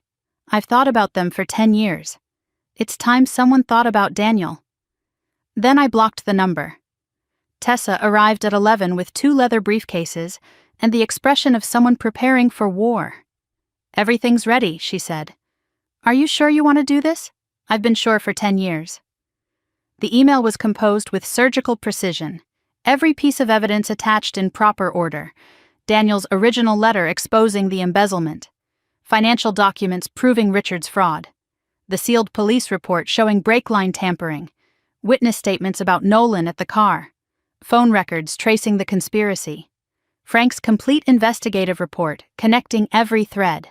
Subject line: what Richard Whitmore doesn't want you to know. Recipients: every board member of Whitmore Real Estate, the SEC Enforcement Division, the Connecticut State Police Cold Case Unit, 3 journalists Frank trusted to tell the story properly, 1 copy to the law firm representing the company. I didn't send it to destroy them. I sent it to tell the truth. That the destruction would follow was simply cause and effect. Tessa looked at me one final time. Once you press send, there's no taking it back. I pressed send. The email left my outbox splitting into dozens of copies, racing toward inboxes across the country, carrying 10 years of secrets with it. I watched the progress bar fill, 100%. Delivered. The truth was free. Within 2 hours, my phone started ringing with unknown numbers. Journalists, board members, investigators. Everyone wanted to talk. Everyone wanted to know if it was true. Did Richard Whitmore really steal from his own mother? Did he really help cover up his son's murder? I didn't answer. The documents spoke for themselves. But Tessa issued one statement on my behalf. My brother Daniel Whitmore was murdered 10 years ago. The evidence has been provided to the appropriate authorities. I ask for privacy while justice is pursued. Privacy. The thing they had never given me. I asked for it now only because I knew they wouldn't get any. At 4 p.m, a journalist at the Wall Street Journal connected the dots that would set the world on fire. The mystery Nujuma buyer, the assault victim, The estranged Whitmore daughter. Same person. Forgotten Whitmore daughter is billionaire real estate mogul. The headline spread across every platform within minutes. Grace Whitmore. From family outcast to $100 million mystery buyer. Journalists dug into Meridian Holdings, the Dubai empire, the Monaco properties, the global portfolio. Estimated net worth over $500 million. Built in 7 years from nothing anyone knew about. The narrative they had written crumbled to dust. Troubled girl, guilty conscience, family embarrassment. None of it held. The woman they had dismissed was richer than her father. The ghost they had forgotten had been building an empire in the shadows. Social media exploded with a new story. The underdog who became a titan, the forgotten sister who built an empire. Think pieces appeared about family abuse and gaslighting and wealth built in silence. Women everywhere shared their own stories of being overlooked and dismissed and blamed. I became a symbol without meaning to. A symbol of survival, of revenge, of reclamation. A reporter tracked down my college roommate from Boston. She told them Grace was the quietest person I ever met. Worked constantly, never went out, never talked about her family. I thought she was just shy. Turns out she was building an empire while we were going to parties. I saw the quote and smiled. The quiet ones. The invisible ones. We're the ones they should have been watching. At 9 that night I sat alone in the hotel suite. The documents were circulating, the identity was revealed. The narrative had shifted completely. One thing remained. Daniel's video. His voice. His truth. I uploaded the file to a private link, sent it to every journalist covering the story, posted it on a new social media account. The caption read, "My brother recorded this the night before he was murdered. It's time the world heard what he had to say." At 9:47 the video went live. Daniel's face filled screens across America. Younger, alive, afraid, his voice. "If you're watching this, something has happened to me. And there are things you need to know about my father, about Nolan Brooks, and about the company that bears our name." I watched the view count climb. 1,000. 10,000. 100,000. Daniel's voice filled my hotel room, speaking from 10 years in the past, explaining everything he had discovered, everything he had feared, everything that had cost him his life. Then came the recording he had made without anyone knowing. Nolan's voice clear as glass. "There are ways to make problems disappear, Daniel. Permanent ways." And my father's response. "The Brooks deal is worth more than one man's principles." By midnight, the video had 10 million views. By morning, Nolan Brooks would be in handcuffs. The truth Daniel died for was finally free. I pressed my palm against the window and watched the city lights blur through my tears. The first tears I had allowed myself in 10 years. "The world knows now," I whispered. "Everyone knows." The video hit 40 million views by sunrise. I watched the counter climb through the night, unable to sleep, unable to look away. Daniel's face filled screens across America, his voice explaining everything he had discovered, everything that had cost him his life. By 3 in the morning, every news network was playing clips on loop. Analysts dissected every word. Commentators debated what it meant. But no one could debate the recording itself. The section that broke the internet wasn't Daniel's testimony. It was what his hidden recording device had captured without anyone knowing. Audio from his home office the night he confronted Nolan about the embezzlement. Nolan's voice was clear and unmistakable. "Daniel, your father and I have worked too hard to let you destroy everything. There are ways to handle this, quiet ways, permanent ways."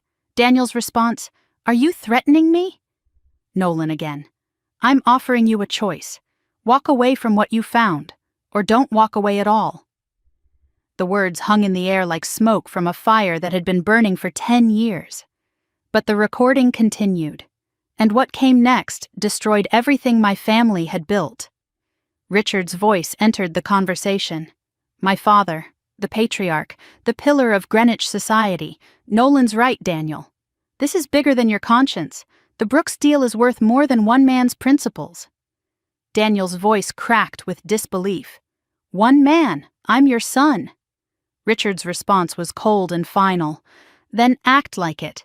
Forget what you saw, or deal with the consequences." The recording ended. Daniel died 12 hours later. I had heard these words before. Marcus played them for me in the greenhouse. But hearing them broadcast on national television was different. Hearing my father tell my brother to forget what he saw or deal with the consequences, and knowing Daniel was dead the next morning. That was something I couldn't have prepared for. 40 million people heard those words.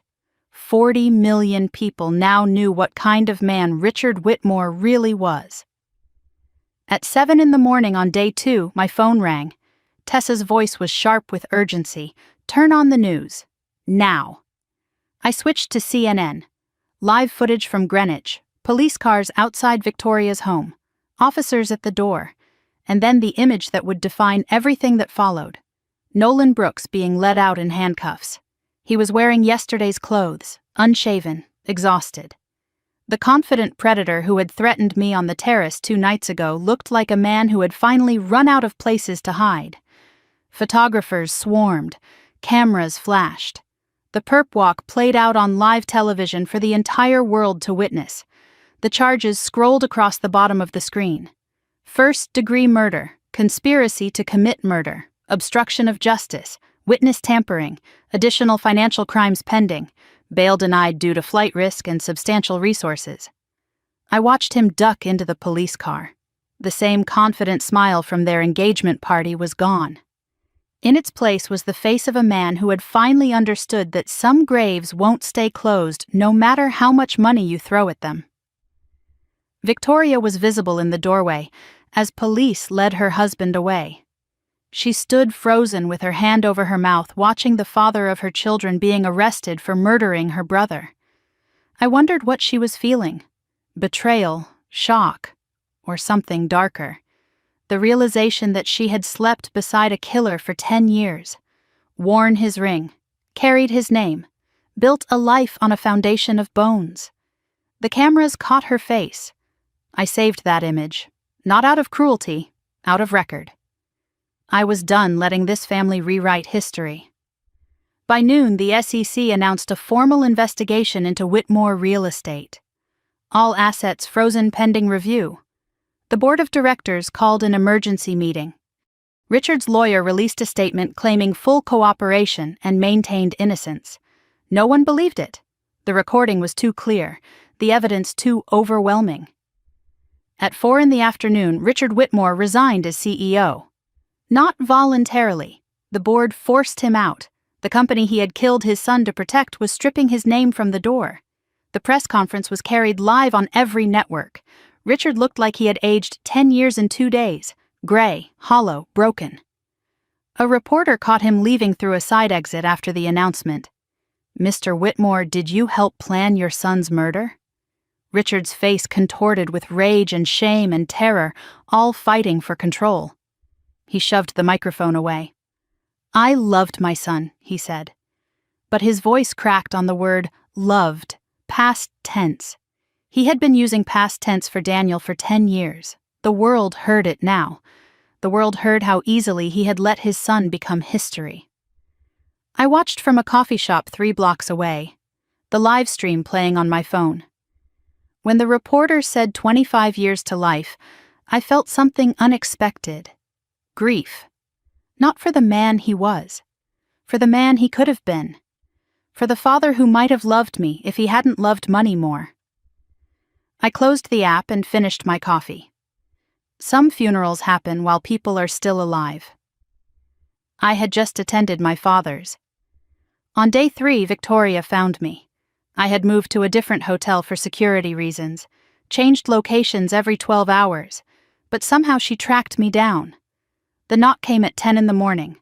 Security called up to say a woman was in the lobby, said she was my sister, said she had been crying. I hesitated, then told them to send her up. The door opened and I barely recognized her. Victoria without armor, no makeup, hair unwashed, eyes swollen from days of tears, designer clothes wrinkled and stained. The golden child looked like she had walked through a war and lost everything she thought she was fighting for. She stood in my doorway like a refugee asking for shelter. The woman who had screamed, "Get out," at her own birthday party couldn't even meet my eyes. I didn't know. The words came out broken, desperate. "Grace, you have to believe me. I didn't know what he did." She collapsed onto the couch, sobbing. The confession poured out in fragments. She had watched the recording 100 times. Heard Nolan threaten her brother.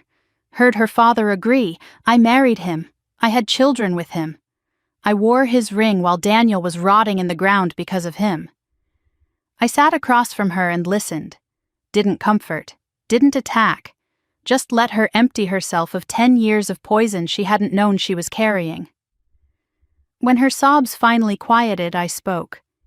"You didn't know about the murder, but you knew about everything else." She looked up, confused, afraid. "You knew they blamed me. You knew I was innocent. And you smiled at his funeral, Victoria. I saw it. You were relieved he was gone." Her face crumbled. "I was jealous of him," she whispered. "He was everything I wasn't, smart, kind, good. Dad loved him more than he ever loved me. When he died, I thought—" She couldn't finish.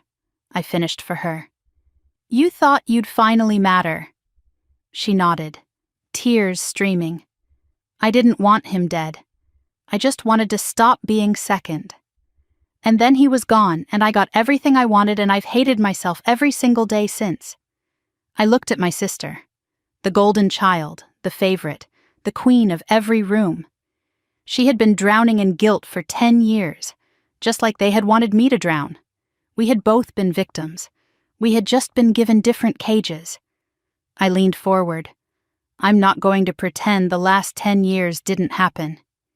You let them blame me. You benefited from Daniel's death. You treated me like I didn't exist." Victoria nodded, accepting each charge. "But you're not the one who killed him. And you're not the one who made the choice to cover it up. You have a decision to make, Victoria." "What kind of decision?" "Testify. Tell the police everything you know, every conversation with Nolan you remember, every suspicious moment you ignored, every time Dad acted like he was hiding something." Her eyes widened. "They'll tear me apart.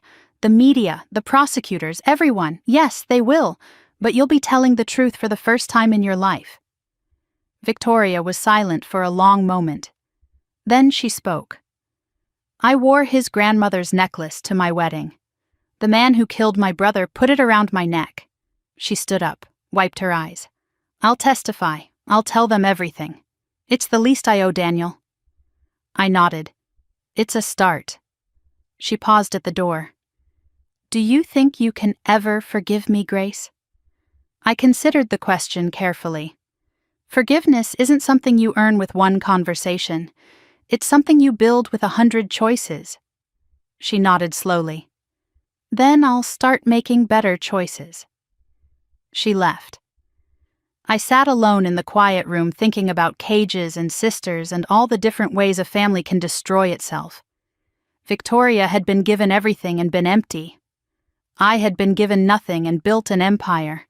Neither of us had been free. Maybe now we finally could be. That evening, a courier delivered an envelope, a letter from my mother, 5 pages in her careful handwriting. The first line made my hands shake. "My dearest Grace, I have spent 10 years being a coward. I have spent 10 years knowing the truth about Daniel's death." I kept reading. The confession continued. I heard the phone call that night. Richard didn't know I was listening. I heard him tell Nolan to handle it. And I said nothing. I did nothing. I let my son die, and my daughter take the blame. The final paragraph stopped my heart. "I know I don't deserve your forgiveness, but I need you to know the truth before the police hear it from me. I'm turning myself in tomorrow morning. I am an accessory to my own son's murder, and I am ready to pay for what I let happen." My mother. The woman who told me it should have been you. The woman who turned away when my father slapped me. She had known Daniel was murdered. She had known and said nothing for 10 years. I set the letter down and stared at the Manhattan skyline. There were 4 more pages of confessions, 4 more pages of secrets. And somewhere in those pages was the reason I had always been the ghost in my own family. I was about to find out everything. Victoria walked into the Connecticut State Courthouse 1 week after Nolan's arrest. Photographers swarmed the entrance. Journalists shouted questions. Cameras captured every step she took toward the building. She wore no makeup, a plain black dress, no jewelry, no armor. The golden child had finally stripped away everything that made her shine. I watched from a car parked across the street. Unseen, unnoticed, the way I had spent most of my life. But this time I chose the invisibility. This time I was the one in control. Victoria testified for 8 hours behind closed doors. She gave them everything she had promised. Every conversation with Nolan that now seemed sinister in hindsight. Every whispered discussion between her husband and father that she had dismissed as business. Every moment she had looked away and chosen not to see what was happening in front of her. She didn't try to save herself.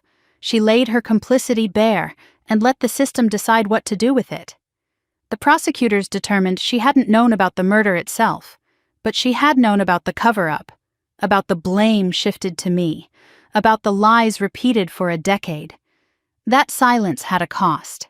They recommended therapy, community service, ongoing cooperation. Victoria accepted everything without argument. A reporter shouted at her as she left the courthouse at sunset. "Do you have anything to say to your sister?" Victoria stopped. For a moment I thought she would break down again. Instead, she looked directly at the camera. Directly at me, though, she couldn't know I was watching. I spent 10 years being the wrong kind of sister. I'm going to spend the rest of my life trying to be the right kind. Then she got in her car and drove away. It wasn't forgiveness. It wasn't redemption. But it was a start. And starts were more than I had ever gotten from anyone in my family before. 3 days later, the sentences came down. Nolan Brooks stood before the judge in an orange jumpsuit. The evidence was overwhelming. The recording, the witness, the financial trail. His lawyers had negotiated, but there was nothing to negotiate with. First-degree murder, conspiracy, obstruction, witness tampering, life without parole. The judge's voice was flat and final. Nolan stood perfectly still when the sentence was read. The man who had smiled while threatening my brother's life had nothing left to smile about. The predator who had cornered me in kitchens and on terraces had finally been caged. He would die in prison, the same way Daniel had died on that rain-slicked road, alone, without anyone who truly loved him nearby. Richard's trial followed. The recording of his voice played for the jury. The Brooks deal is worth more than one man's principles. Forget what you saw, or deal with the consequences. His lawyers argued diminished responsibility, coercion by Nolan, a father manipulated by his future son-in-law. The jury didn't believe it. The judge didn't believe it. 25 years to life. He would die in prison. The patriarch who had built his empire on silence and secrets would spend his final years in a cell. Everything he had killed for was already gone. The company dissolved, the estate seized, the family name transformed from a symbol of power into a synonym for betrayal. I wasn't in the courtroom when they sentenced my father. I watched from a coffee shop 3 blocks away, the live stream playing on my phone. When the judge read the verdict, I felt something I hadn't expected. Grief. Not for the man he was, for the man he could have been, for the father who might have loved me if he hadn't loved money more. I closed the app and finished my coffee. Some funerals happen while people are still alive. I had attended my father's twice now, once at his sentencing, once in my heart when I finally let go of the hope that he might someday see me. 2 days later, another letter arrived from Catherine. Shorter than the first, just 1 page. Grace. I know I have no right to ask, but before I turn myself in, I need to see you. One time, face to face. There are things you deserve to know, things I should have told you 27 years ago. Please. Your mother. 27 years. My entire life. What could she possibly say that would matter now? What truth was left to tell? Tessa advised against meeting her. She's manipulating you. Guilty people always want absolution. Marcus said nothing. Let me decide for myself. I thought about the basement, the birthdays forgotten, the blame. I thought about Daniel who never got to confront anyone. I thought about closure, not for Catherine, for myself. I texted her back. Tomorrow, 3 in the afternoon. The garden behind the Greenwich Church. 1 hour. The garden was quiet when I arrived. Old oak trees cast shadows across stone benches. The church rose behind us but felt distant, separate. This wasn't holy ground, just neutral territory. Catherine appeared at exactly 3, punctual even now. She looked smaller than I remembered, compressed by grief and guilt. Her hands shook in her lap when she sat across from me. "Thank you for coming," she said. "I'm not here for thanks, I'm here for the truth. All of it." A long silence. Her breathing was heavy, unsteady. There are things I've never told anyone, not Richard, not Victoria, not even Daniel. "Then tell me." She took a breath that seemed to cost her everything she had left. "I was pregnant with you when Richard and I almost divorced." The words hung in the air like smoke. We had been fighting for months. He was having an affair. I thought we were done. When I found out I was pregnant, I didn't know if you were his. I felt the ground shift beneath me. 27 years of questions suddenly rearranging themselves into a new and terrible shape. I never knew for certain, she continued, tears streaming down her face. I told myself it didn't matter. But Richard knew I had been with someone else during that time. He looked at you from the day you were born and saw doubt. He couldn't be sure you were his daughter. And he punished you for it every day of your life. I sat perfectly still, processing 27 years of neglect, of blame, of being the ghost in my own family, because my father wasn't sure I was his, because my mother couldn't face her own guilt. And you.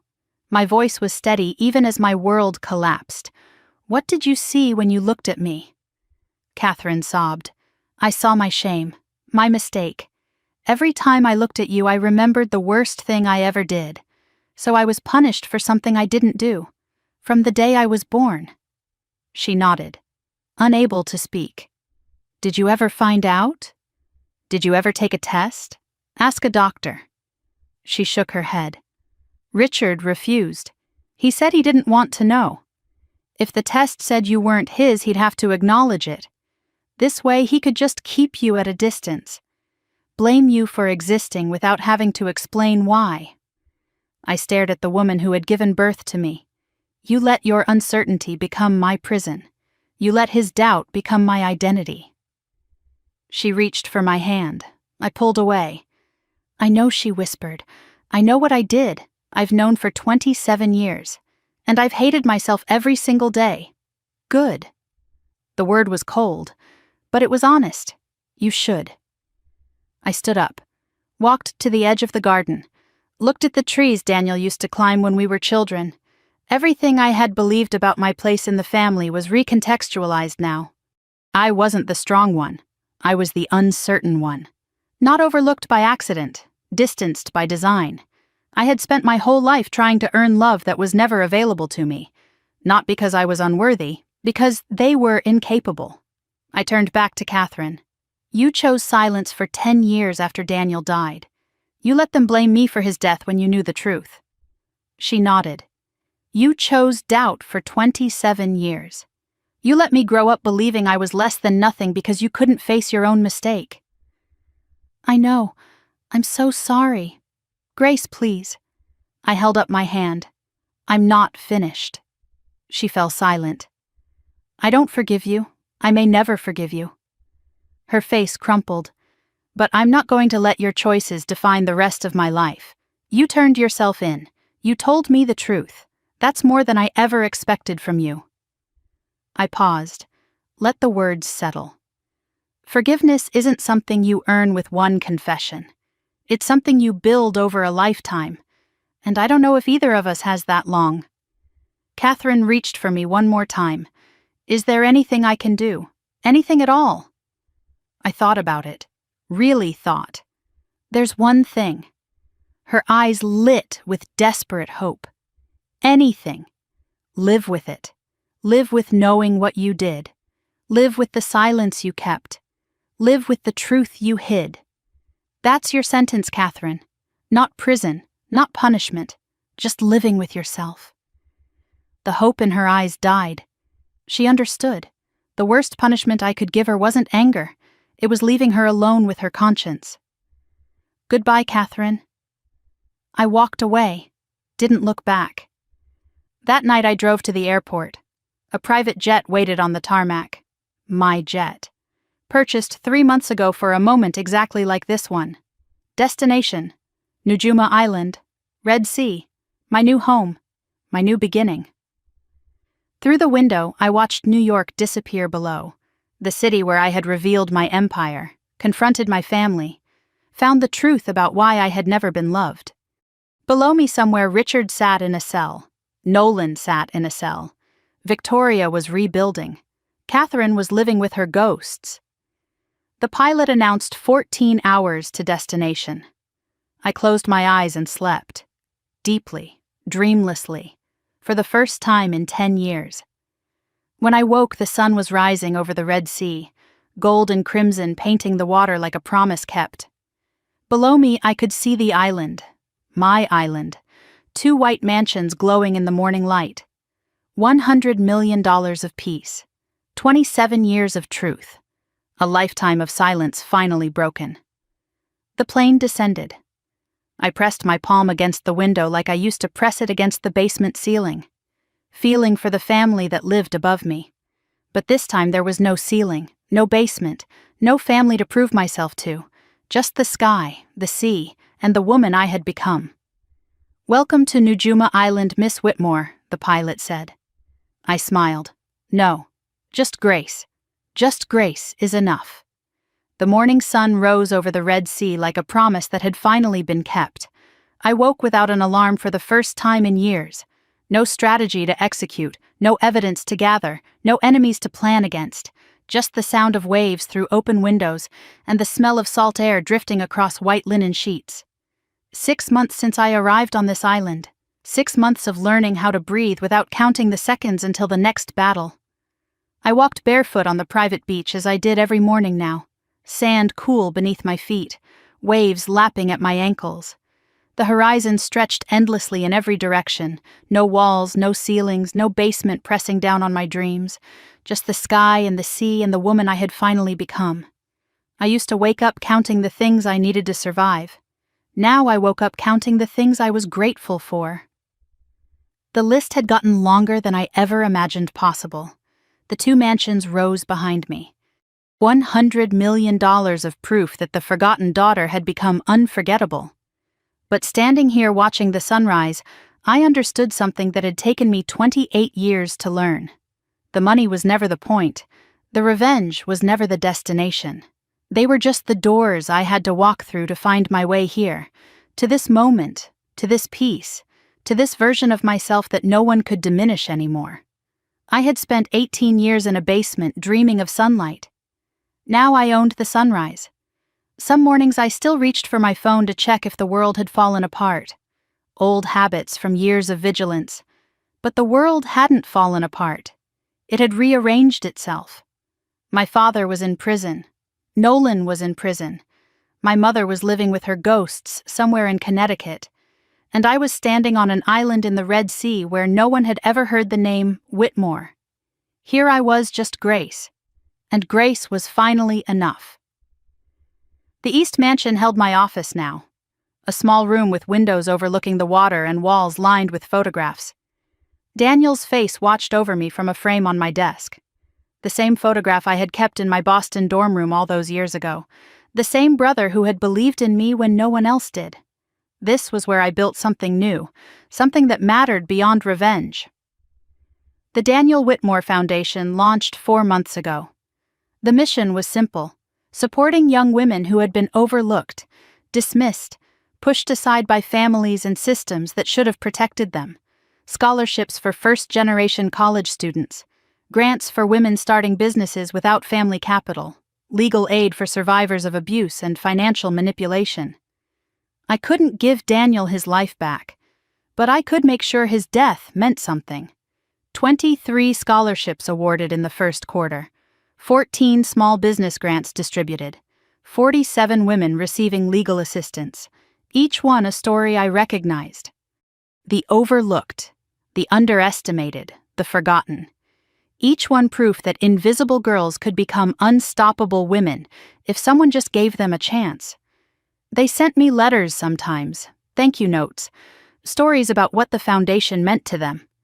One girl wrote, "You made me believe I was worth investing in." I kept that letter in my desk drawer. On hard days I read it again. Let her words remind me why any of this mattered. Marcus visited last month to review the foundation's progress. He looked at the numbers and the impact reports and the letters from recipients.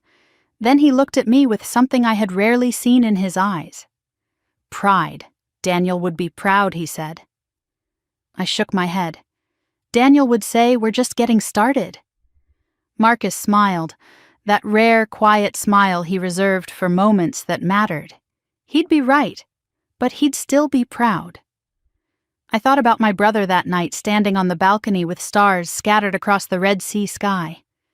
Proud wasn't the word I would have chosen, but it was the word I needed to hear. Tessa arrived 3 days ago from Chicago. Her suitcase still sat half unpacked in the guest room. Mornings we had coffee on the terrace reviewing foundation paperwork. Afternoons we walked the beach talking about everything except the past. She had been my lawyer, now she was my friend. The distinction mattered more than I had expected. She looked different here, relaxed, laughing more easily. The sharp attorney armor softened by island air and distance from everything we had fought through together. "You know," she said one evening, "I've represented a lot of clients, helped a lot of people fight their battles, but I've never seen anyone win quite like you did. I didn't win," I told her. "I survived. Then I built something." She considered that for a moment. Same thing sometimes. She asked me once if I was lonely here. I thought about it before answering. I spent 18 years surrounded by family and completely alone. Now I'm alone when I choose to be and surrounded when I need to be. That's not loneliness. That's freedom. She nodded slowly like she was memorizing the words. I think I need to learn that. The difference between alone and lonely. It took me 27 years, I told her. Take your time. Every month I wrote a letter to Daniel. Not sent anywhere, just written, then read aloud to the sea, a ritual of remembrance, a way of keeping him present even though he had been gone for 11 years. Tonight's letter was different. Tonight was the anniversary of his death. I sat on the beach at sunset with paper in my hands, the words I had written that afternoon. Dear Daniel, it's been 11 years since you died. 11 years since I heard your voice. 11 years since you told me not to trust any of them. You were right. About all of it. About Dad. About Nolan. About the company. About everything. I did what you asked. I found the truth. I made sure the world knew. But that's not why I'm writing tonight. I'm writing because I finally understand something. You didn't save me to get revenge. You saved me so I could live. For 10 years I thought my purpose was justice. Exposing them. Destroying what they built. But that was never the point, was it? The point was surviving, building, becoming someone they couldn't diminish anymore. The revenge was just the door. The life on the other side was the gift. I folded the letter carefully and placed it in a small wooden box. 11 letters now, one for each year. My history, my proof. My conversation with the brother I lost and the woman I became. The last line of my letter said, I'm happy, Daniel. Not every day, not without scars, but happy in a way I never thought I could be. I hope wherever you are you can feel it. I hope you know that everything you did worked. I'm free, I'm whole, I'm yours. I pressed the letter to my heart before I put it away. The sun had set, stars were emerging. And somewhere out there I believed my brother was watching. He had always watched over me. Even now, especially now. I walked back to the house as darkness settled over the island, passed through the foyer, stopped at the small studio I had built on the left side of the main staircase. The room I had chosen deliberately, my art studio now, where I painted, created, existed without purpose, except joy. The basement had been on the left of the staircase, too. I had transformed that curse into a choice. I looked at myself in the studio mirror, 28 years old, stronger than I had ever been. The bruise from my father's slap had faded months ago, but I still remembered exactly how it felt. Not to hold on to pain, to remember where I came from, what I survived, what I built from the ruins. I used to ask myself, why me? Why the basement? Why the blame? Why the invisibility? I thought there had to be a reason. Something I did wrong, something I could fix. Now I understood. There was no reason, just broken people making broken choices. The only thing I could control was what I did with the aftermath. And I had turned aftermath into empire, silence into speech, a ghost into a woman who couldn't be ignored. I thought about my mother's last words to me in the garden. Is there anything I can do? I had told her to live with it. 6 months later, I heard she had started volunteering at a women's shelter in Greenwich.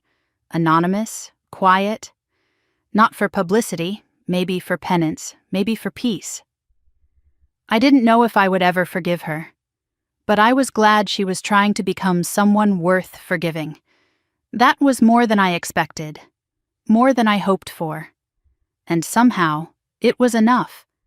Late that evening, I stood on the balcony of my mansion, stars scattered across the darkness like promises kept, the Red Sea quiet below, waves keeping time with my heartbeat. Tomorrow would bring new work, new recipients for the foundation, new chances to turn invisible girls into unstoppable women. But tonight was for stillness, for gratitude, for being present in a peace I had earned with everything I had. I used to think the opposite of being forgotten was being seen. I was wrong. The opposite of being forgotten is being at peace with yourself, when you no longer need their eyes to know you exist, when their silence doesn't define your worth, when you can stand alone in the dark and know exactly who you are. I pressed my palm against the railing. Cool metal, solid, real. I wasn't reaching for a ceiling anymore, wasn't trying to feel the family above me. I was just standing, breathing, being. And for the first time in my life, that was enough. If you've ever been pushed out of the place that was supposed to be your home, I see you. If you've ever been blamed for something you didn't do, silenced by people who should have protected you, I hear you. If you've ever felt invisible in your own family, wondering if you'd ever be enough, I understand. Because I was you. I am you. And I'm telling you now, it gets better, not because they change, because you do. So tell me your story. Drop it in the comments. Let me know if you saw yourself somewhere in mine, and if this story meant something to you, if it made you feel less alone even for a moment. Share it with someone who needs to hear it. Sometimes the quietest voices carry the furthest. Sometimes the forgotten ones build the biggest empires. Sometimes the ghost becomes the light, like subscribe, stay. Your story matters too. This story is fictionalized for dramatic effect.